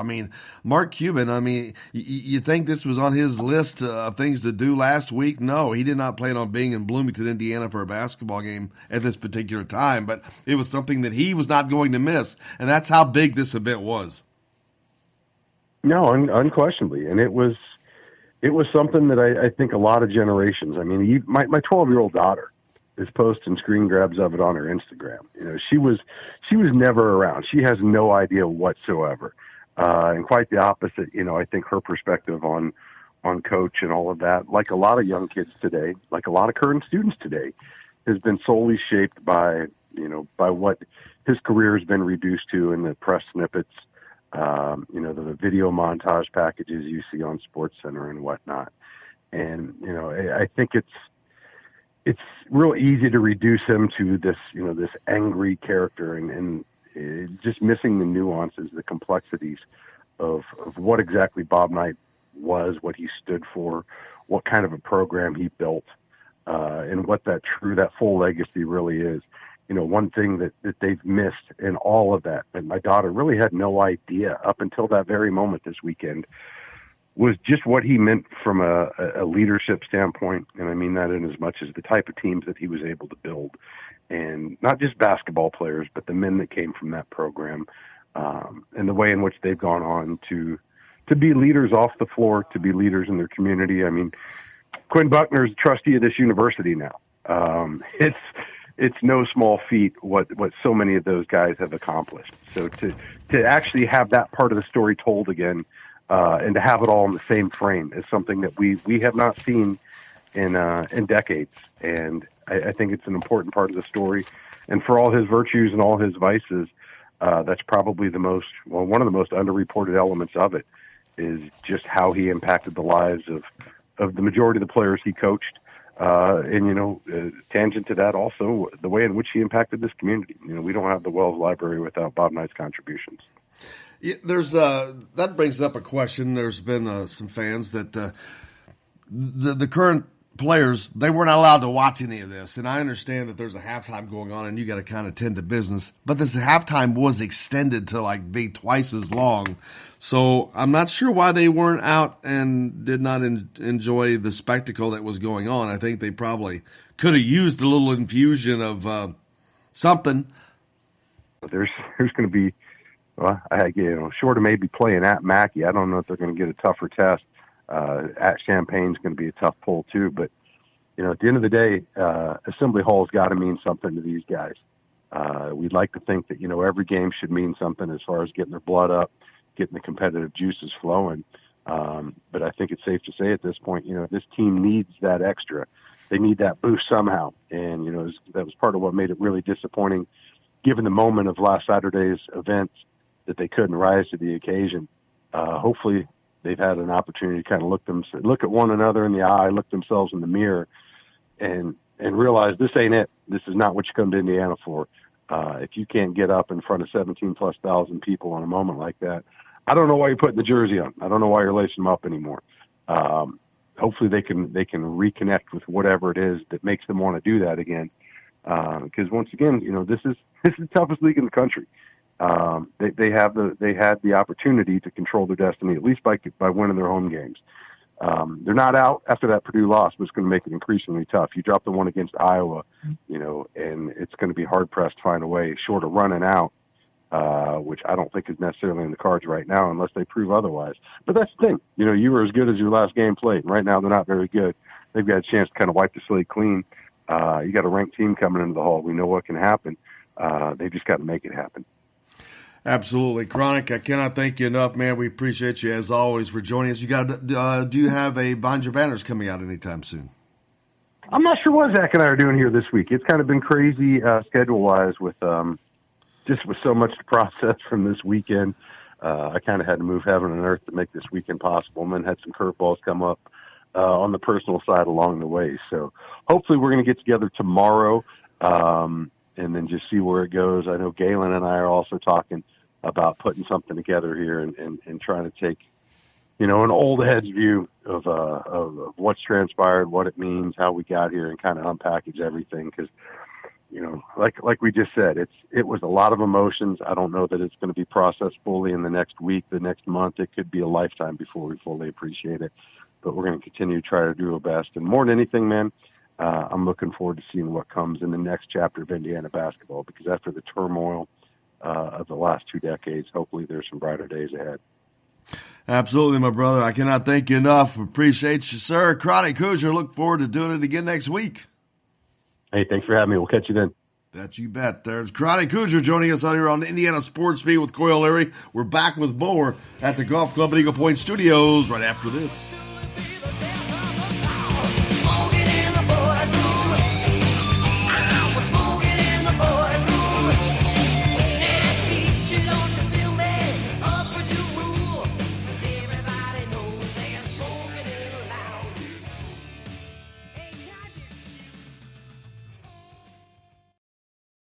Hello, everybody. Jim Coyle from Indiana Sports Beat. When I'm not covering the Hoosiers, you can find me at Bubba's 33 in Clarksville, located on the northeast corner of I-65 at Veterans Parkway.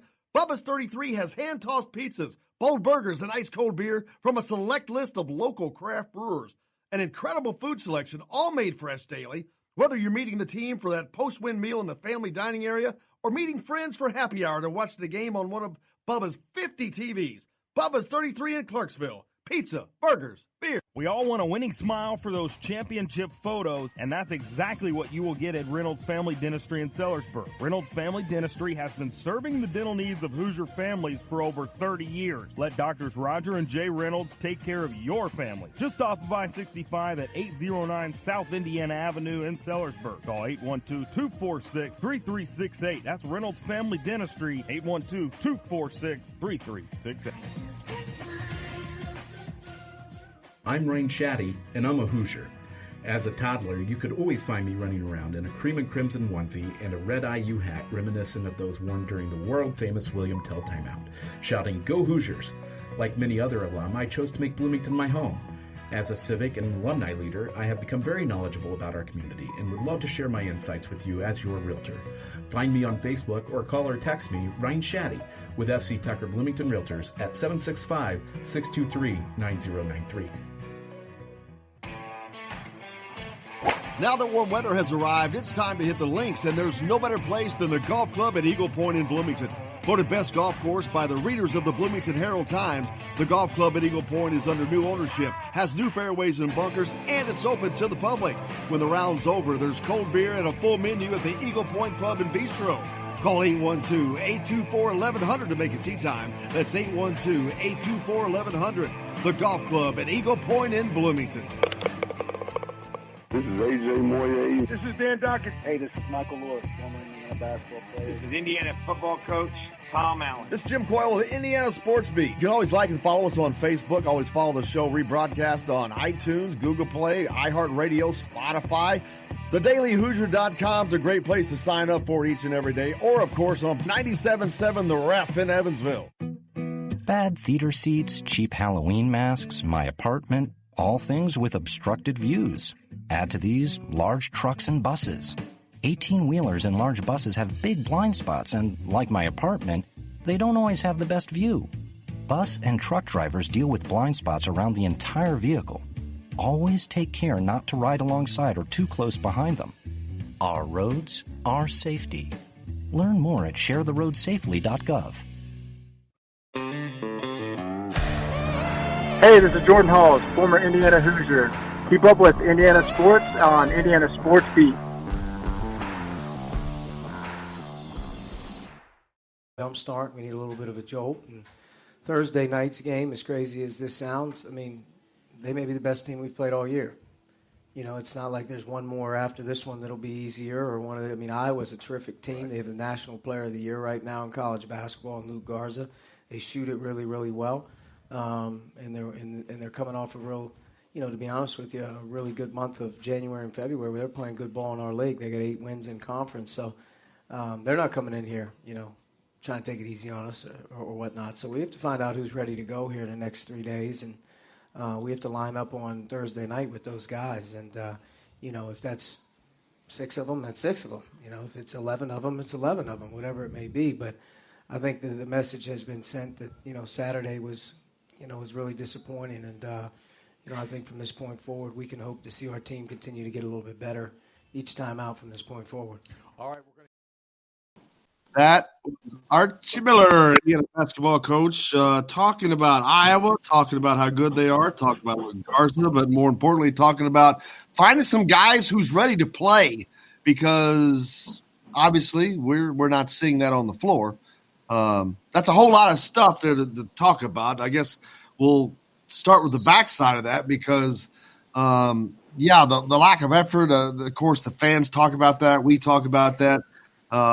You haven't heard Archie talk a lot about it, but now that the season has come to a critical juncture, he's all about it. He's talking. It's apparent. So now that he's talking about it, that tells you that it's at a very critical stage, just because he doesn't do that.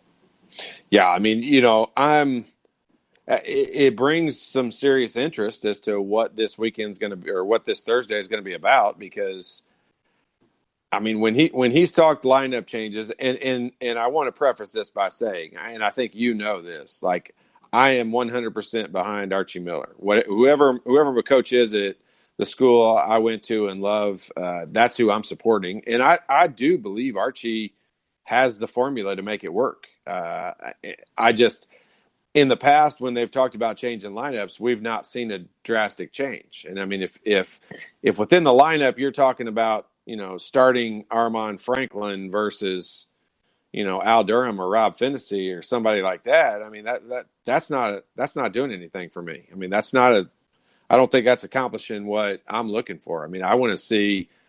I don't, if they're right now, based on what we saw Saturday, Indiana doesn't have much of a chance of winning this game Thursday. So if that's the case, I want to see Cooper Bybee start the game. And I'm not trying to, start a campaign to get Cooper Bybee in the game. Like, I'm just sitting here saying, I don't really care who it is. Whoever in practice who stepped up and played the best, I want to hear that's why that person's starting this week. I don't want it to be, don't start somebody I've already seen start. I've seen Armand Franklin start. He's not done it for me, and I'm not trying to pick on him. Devontae Green's not done it for me. Rob Finney's not done it for me.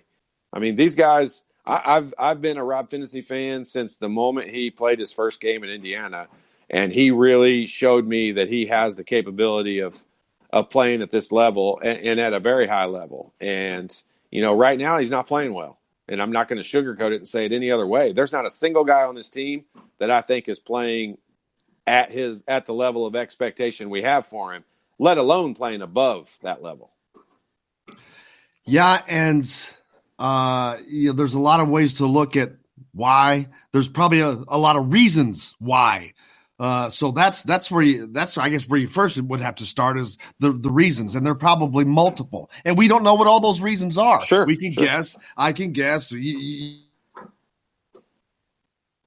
can guess, but at the end of the day, we don't know. So it's hard. Like I really want to say.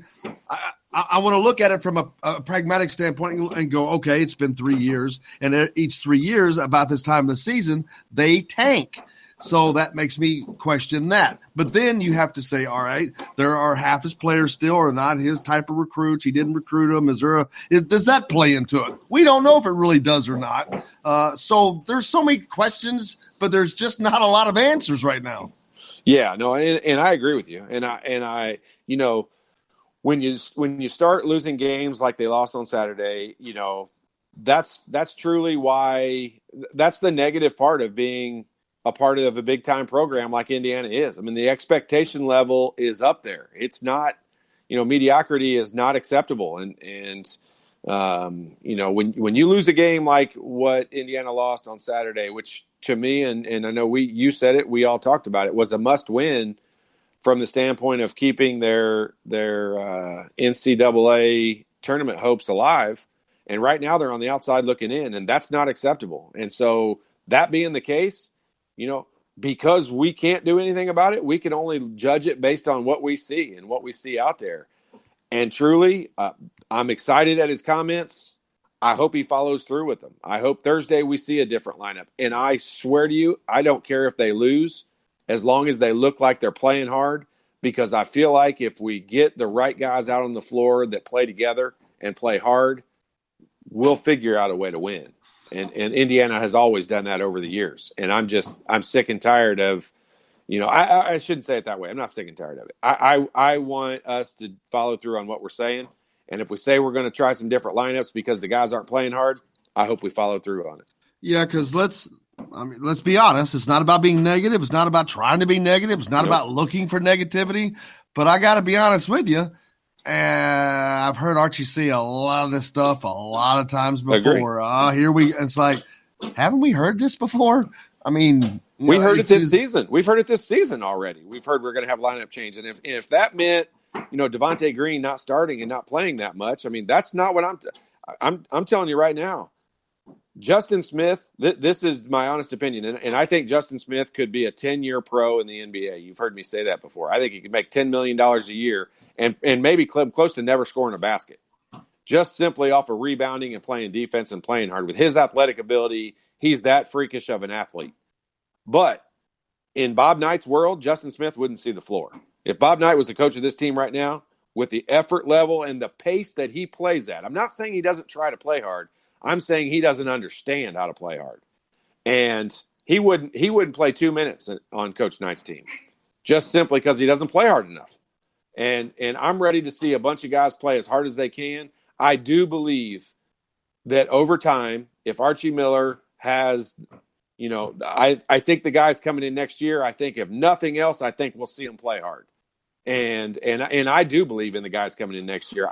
I know they're not ranked high. And if I see one more fan across the state say the guys coming in next year aren't any good because they're not ranked very high nationally, please understand the people who do the national rankings are not qualified to do so. And all of that is based on what AAU team you're on. It doesn't mean anything. I don't care. Victor Oladipo was not ranked high. OG Anunoby was not ranked high. Get past all of that, people. The rankings don't mean anything. We've got good players coming in that'll play hard, and that's all that we want. Those guys are definitely the type of players you need for sure on a team. They're all talented. They're not 5 stars. So if there's pretty much little to no chance they're going to have an ego because they're going to have to fight for their minutes. I hate putting my name behind something that I don't feel like, I could back up down the road. And I'm telling you right now, mark the date down and mark the time down of when I said it. If next year people can call me out and say, hey, Todd, you said Trey Galloway was going to play hard. It sure doesn't look like he's playing hard. Or Anthony Leal was going to play hard. It doesn't look like he's playing hard. I'll be the first one to say, hey, I missed it. I didn't. Now, if they're going to say, hey, they're not as good as I thought they were, that's a different story. But these guys are going to come in and play hard. And they're going to be on the floor, and they're going to earn their minutes. And you're not going to be in a situation with Archie Miller where, I don't know who he could go to on the bench right now and put him in the game and make a gigantic difference. I'm telling you, I don't know on this roster who it could be. Jerome Hunter, if you're going to bring him in, yes, I think he can do some good things. Do I think he plays at the pace that Indiana needs? No, I don't. He doesn't look like he's playing hard. I don't know how else you look at that and word that. If you're just joining us, you're listening to our Bob the Builder segment. Alan Hughes, he's just. Can you still hear that? Yeah, Alan returned. He said he was so pissed yesterday. He was refraining from any comments. Glad to be back. Good to have you back, Alan from Bird's Eye. So he's back today. Glad. Tim says these players are rubbing off on each other, but there is no strong leader to get fired up with. I have seen Leo and Trey play. They are hustlers. Galloway is definitely – dude comes from Culver Academy, first of all. That is a lifestyle. That is not some easy go whatever. This dude's already structured. Coach's son on top of that. It's like, man, a winner. He's won a state championship. He's a winner. So, yeah, those are the foundation type players you need, and you got to have them.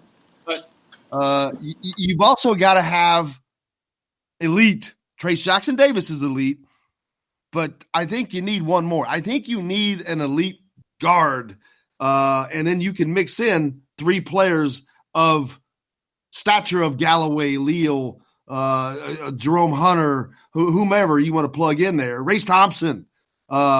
Those are great teams right there. You've got a great elite guy in the middle, an elite guard. Whoo, man, you're going to get something done. Yeah, and I look at it a lot based on, if a guy – it's where I came from, so I don't think you can blame me for looking at it this way. But I mean, could a guy on today's team play for Coach Knight? I mean, Coach Knight was a disciplinarian. He didn't put up with, not playing hard. I mean, for one possession, let alone a game or a half. And so, could Justin Smith play for Bob Knight? Not a chance in the world. Could Trace Jackson Davis? 100%. Could Rob Finney? 100%. Yes. Could Devontae Green? Not a chance in the world. I mean, there's 4 or 5 guys on this team that there isn't any way they could play for Coach Knight. And I'm not saying we need to get back to the Coach Knight days. I truly, that is, that's what I said yesterday. We kind of closed the door on that era. I'm all for that. I don't need this to be 1951 Hoosiers, basketball. But I understand the game has evolved and changed. But playing hard hasn't changed. And these guys don't understand how to play hard. There's no – I could sit in front of them and watch a game film and make my point. And they prove my point for me. And I can watch it. I could stand behind this. I'm not going to sit here and say something that if I were sitting in a room with Justin Smith, I couldn't show him on a game film what I'm talking about. And I firmly believe these guys just don't understand how hard you have to play and what you have to do in order to win big-time games like Saturdays. Yeah, and that's where they've got to get back to. And it's just when you see mistakes, inconsistency at this time of the season, people wonder, like, okay, well, what have they been doing? Because usually by this time of year, you've gotten into a groove and you've worked into your offense and you've worked into your defensive schemes, because now you're playing teams for the second time. You've already seen them once. So You've already got a scouting report on. You know how they play, and you know how their personnel plays. But it seems like they're still a step behind at times. So it just leaves you shaking your head. Yeah, I mean, there's no question about it. It's a weird scenario. I don't know how to fix it other than, we're so on the outside. We don't get to go to practice. We don't get to see what happens in there. I can tell you this. I've been to practice, and I can tell you Archie Miller doesn't just sit around and tell them how great they are. I mean, he is on their butt, and it's, they're tough practices. Now, I'm saying these guys have got to learn on their own. Dockett said it in our first segment earlier today. This is on the players. Like, these guys have got to want to be, they've got to want to come back and be honored 40 years from now. The players have to hit free throws. I mean, they have to take it upon themselves to do something that fundamental. And I know that it's different than what you're saying, but I think it's along the same lines, because that's a fundamental mental part of this game. Yeah, and that should be where we're at right now. They should be sitting there having to worry about, hey, we've got to get better from the free throw line. Instead, we're still worrying about the stuff they should have been working on back in November, which was playing hard.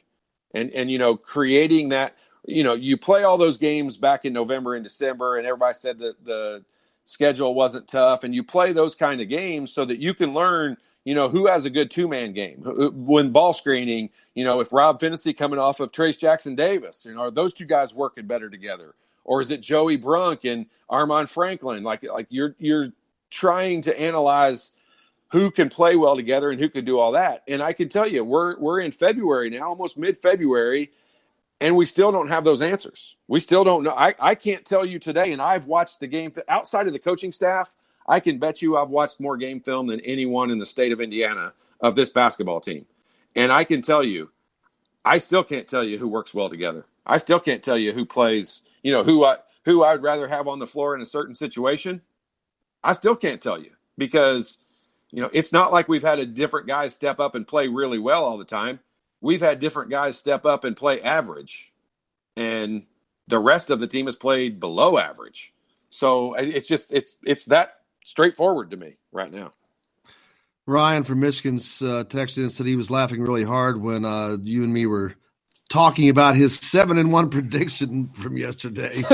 Well, you should have been laughing too, Ryan, at that 7-1 prediction, because that ain't happening, my brother. There was a time this year when I would have agreed with him. There's a time this year when I saw enough out of this team that I could have argued that's a possibility. You were behind them. You were solidly behind them. I still think that they have the capability. Right now, I don't think they have the leadership.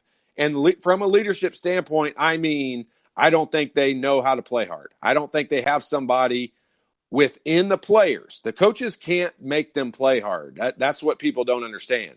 Coach Knight was so good at finding guys like Joe Hillman and Tom Coverdale, Michael Lewis, Jamal Meeks, Chris Reynolds. He was good at finding the guys who could get other people to play hard. And, they might not have been the best players in the world. I mean, I don't think Chris Reynolds was that highly recruited. I wasn't that highly recruited, but I think he saw that, I could get things out of other guys. And that's when your team is really good. If right now Archie Miller could rely on Rob Finney or Devontae Green or Al Durham, probably more than anybody, if he could rely on him to go get more out of Justin Smith, more out of Trace Jackson Davis, more out of Joey Brunk, if he could rely on a player to go do that, right now the onus is all on the coaching staff. And I can tell you, I've been on the players' side of it. It cannot come from the coaches. It has to come from the players. And that comes down to who you recruit and who you have in there. And I know we're in a different time, and something we talked about earlier, some things are not acceptable. Would something like this work? I thought Alford was horrendous. We got absolutely nothing out of him from the standpoint of leadership. It's his responsibility to get people ready to play a ball game. He's had 2 great games, and apparently that's what he was interested in this week. If we don't have Darryl Thomas here today, we can just forget. Not very happy with the way we played, and I'm less happy with the way we thought. Smart gets beat 5 straight times in the second half on the drive. I don't think that we had a player on our squad in the ball game tonight except Darryl Thomas. And I'm telling you that this is not a very good basketball team. And Northwestern really proved that tonight. And that's the team that won the national championship. 47 days later, Indiana wins a national championship. And here's the funny part. So you take that. Thank you, Nick Baumgart, for Nick sent me that, by the way. You take that clip and you look at it. He didn't use any cuss words. He didn't throat punch anybody. He didn't headbutt anybody. Did not personally attack a player. Right. But that is the expectation level. And I can assure you right now, I'll bet you Steve Alford played different in the next game. I'll bet you the next time Keith Smart got beat on a drive, you want to know who got in trouble for it? Steve Alford. Steve Alford. I mean, Steve Alford, that's when you know the responsibility is on you. And that's when you know that, the expectation level. Keith Smart was a junior at that point. Steve Alford was a senior. It was Keith Smart's first year there. Bob Knight knew he needed Keith Smart at the end of that year in order for them to be as good as they could be. And he knew in order to get that out of him, he couldn't do it. It had to come from a player. And that's what Calvert was so great at. That's what Steve Alford was so great at. It's what Joe Hillman was so great at. Those guys, they all taught us that it's the players that can get stuff out of the other players. The coaching staff can tell you what to do. They can design the plays. They can do all that. But they can't go out there and score any baskets, or they can't stay in front of their man, or they can't block out. It's on the players. And until one of these players steps up and takes on the role of being the leader, they're going to get beat by Purdue at home. That may be the greatest Bob Knight clip I've ever seen from a coaching standpoint, because it was in a loss, at least. It was perfect because he laid out exactly who did what in a way that he did not personally attack them, but just said, this is exactly what happened, and it's exactly what did happen. And these players didn't make those mistakes again. They improved and won a national championship. That's just a pretty good coaching point right there in and of itself. Yeah, it is. It's a great coaching point, but it's also, a great leadership playing perspective of it. And I want you to understand, I'm not making any excuses. Archie Miller gets paid to get the most out of these guys that they can get. And right now they're not getting it. But I can tell you, Archie Miller can't go out there and score any baskets, and he can't block anybody out, and he can't stop anybody. And the players at some point have to want to get better. And just saying, just going out there and shooting a couple jumpers and shooting a couple free throws is not you showing me that you want to get better. I mean, going out there and proving it on the floor is the only way they can do it. And heck, Archie Miller said it in the interview yesterday. I mean, they're getting ready to play what I think is one of the top 3 teams in the league, and a top 20 team in the country in Iowa. And this team can beat anyone in the country. I firmly believe Iowa can beat any team in the country because they can shoot the ball and they got the best scoring big guy in the country. So this is not your rebound game you want to have. They're going to have to do something special to win this game Thursday. Yeah, I don't know if it's something that can just change. How does it change now? I mean, it's people talk about shooting. This team is just not going to become a better shooting team all of a sudden. It just isn't going to happen. They're not a good shooting team. They're not going to become a better shooting team. You get lucky some games and you have a good game, but there's not going to be. You've got 8 games left in this season. It's not just going to somebody come down and drop the magic fairy dust on them. Yeah, I mean, they can score. This team can score points in ways to where, they've got a built-in number of points. They can offensive rebound really well. They can drive and get to the free throw line. They've got to get back to that. I mean, that has to become the number one focus. Teams are going to sag in on them. I mean, Iowa's going to play zone probably 80-90% of this game.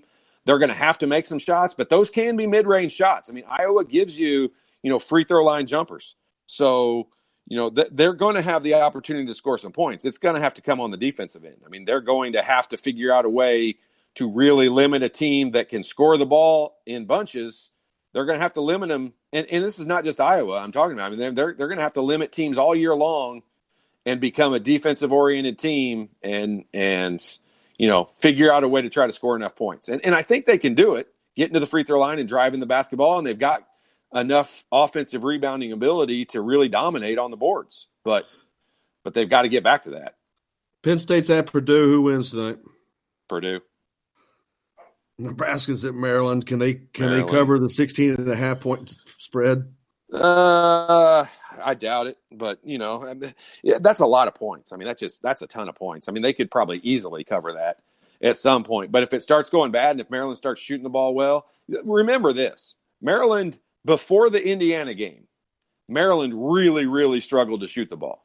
Indiana, when they came to Indiana, they made lights out, and ever since then they've shot the ball really well. And so if they go back to their old ways and don't shoot it well, yes, Nebraska can hang around. But if they do shoot it well, no, they'll win by 30. The marquee game of the night, Sparty at Cheap Illini. Whatever. Yeah, you can't do the Wahoo anymore. Yeah, I was going to say, what was his? Yeah, Cheap Illini. The Illini. Michigan State's in Illinois. Man, I that's just the one I don't understand. I know Vegas has got them favored, but Illinois will win that game. And Michigan State, Michigan State's going to end the Big Ten season with 8 losses. And that's crazy to think about. This is the team that's I firmly this is the team that started in season number 1. Yeah. They're going to lose 8 games in conference. I firmly believe that. That's amazing. And this is going to be one of them.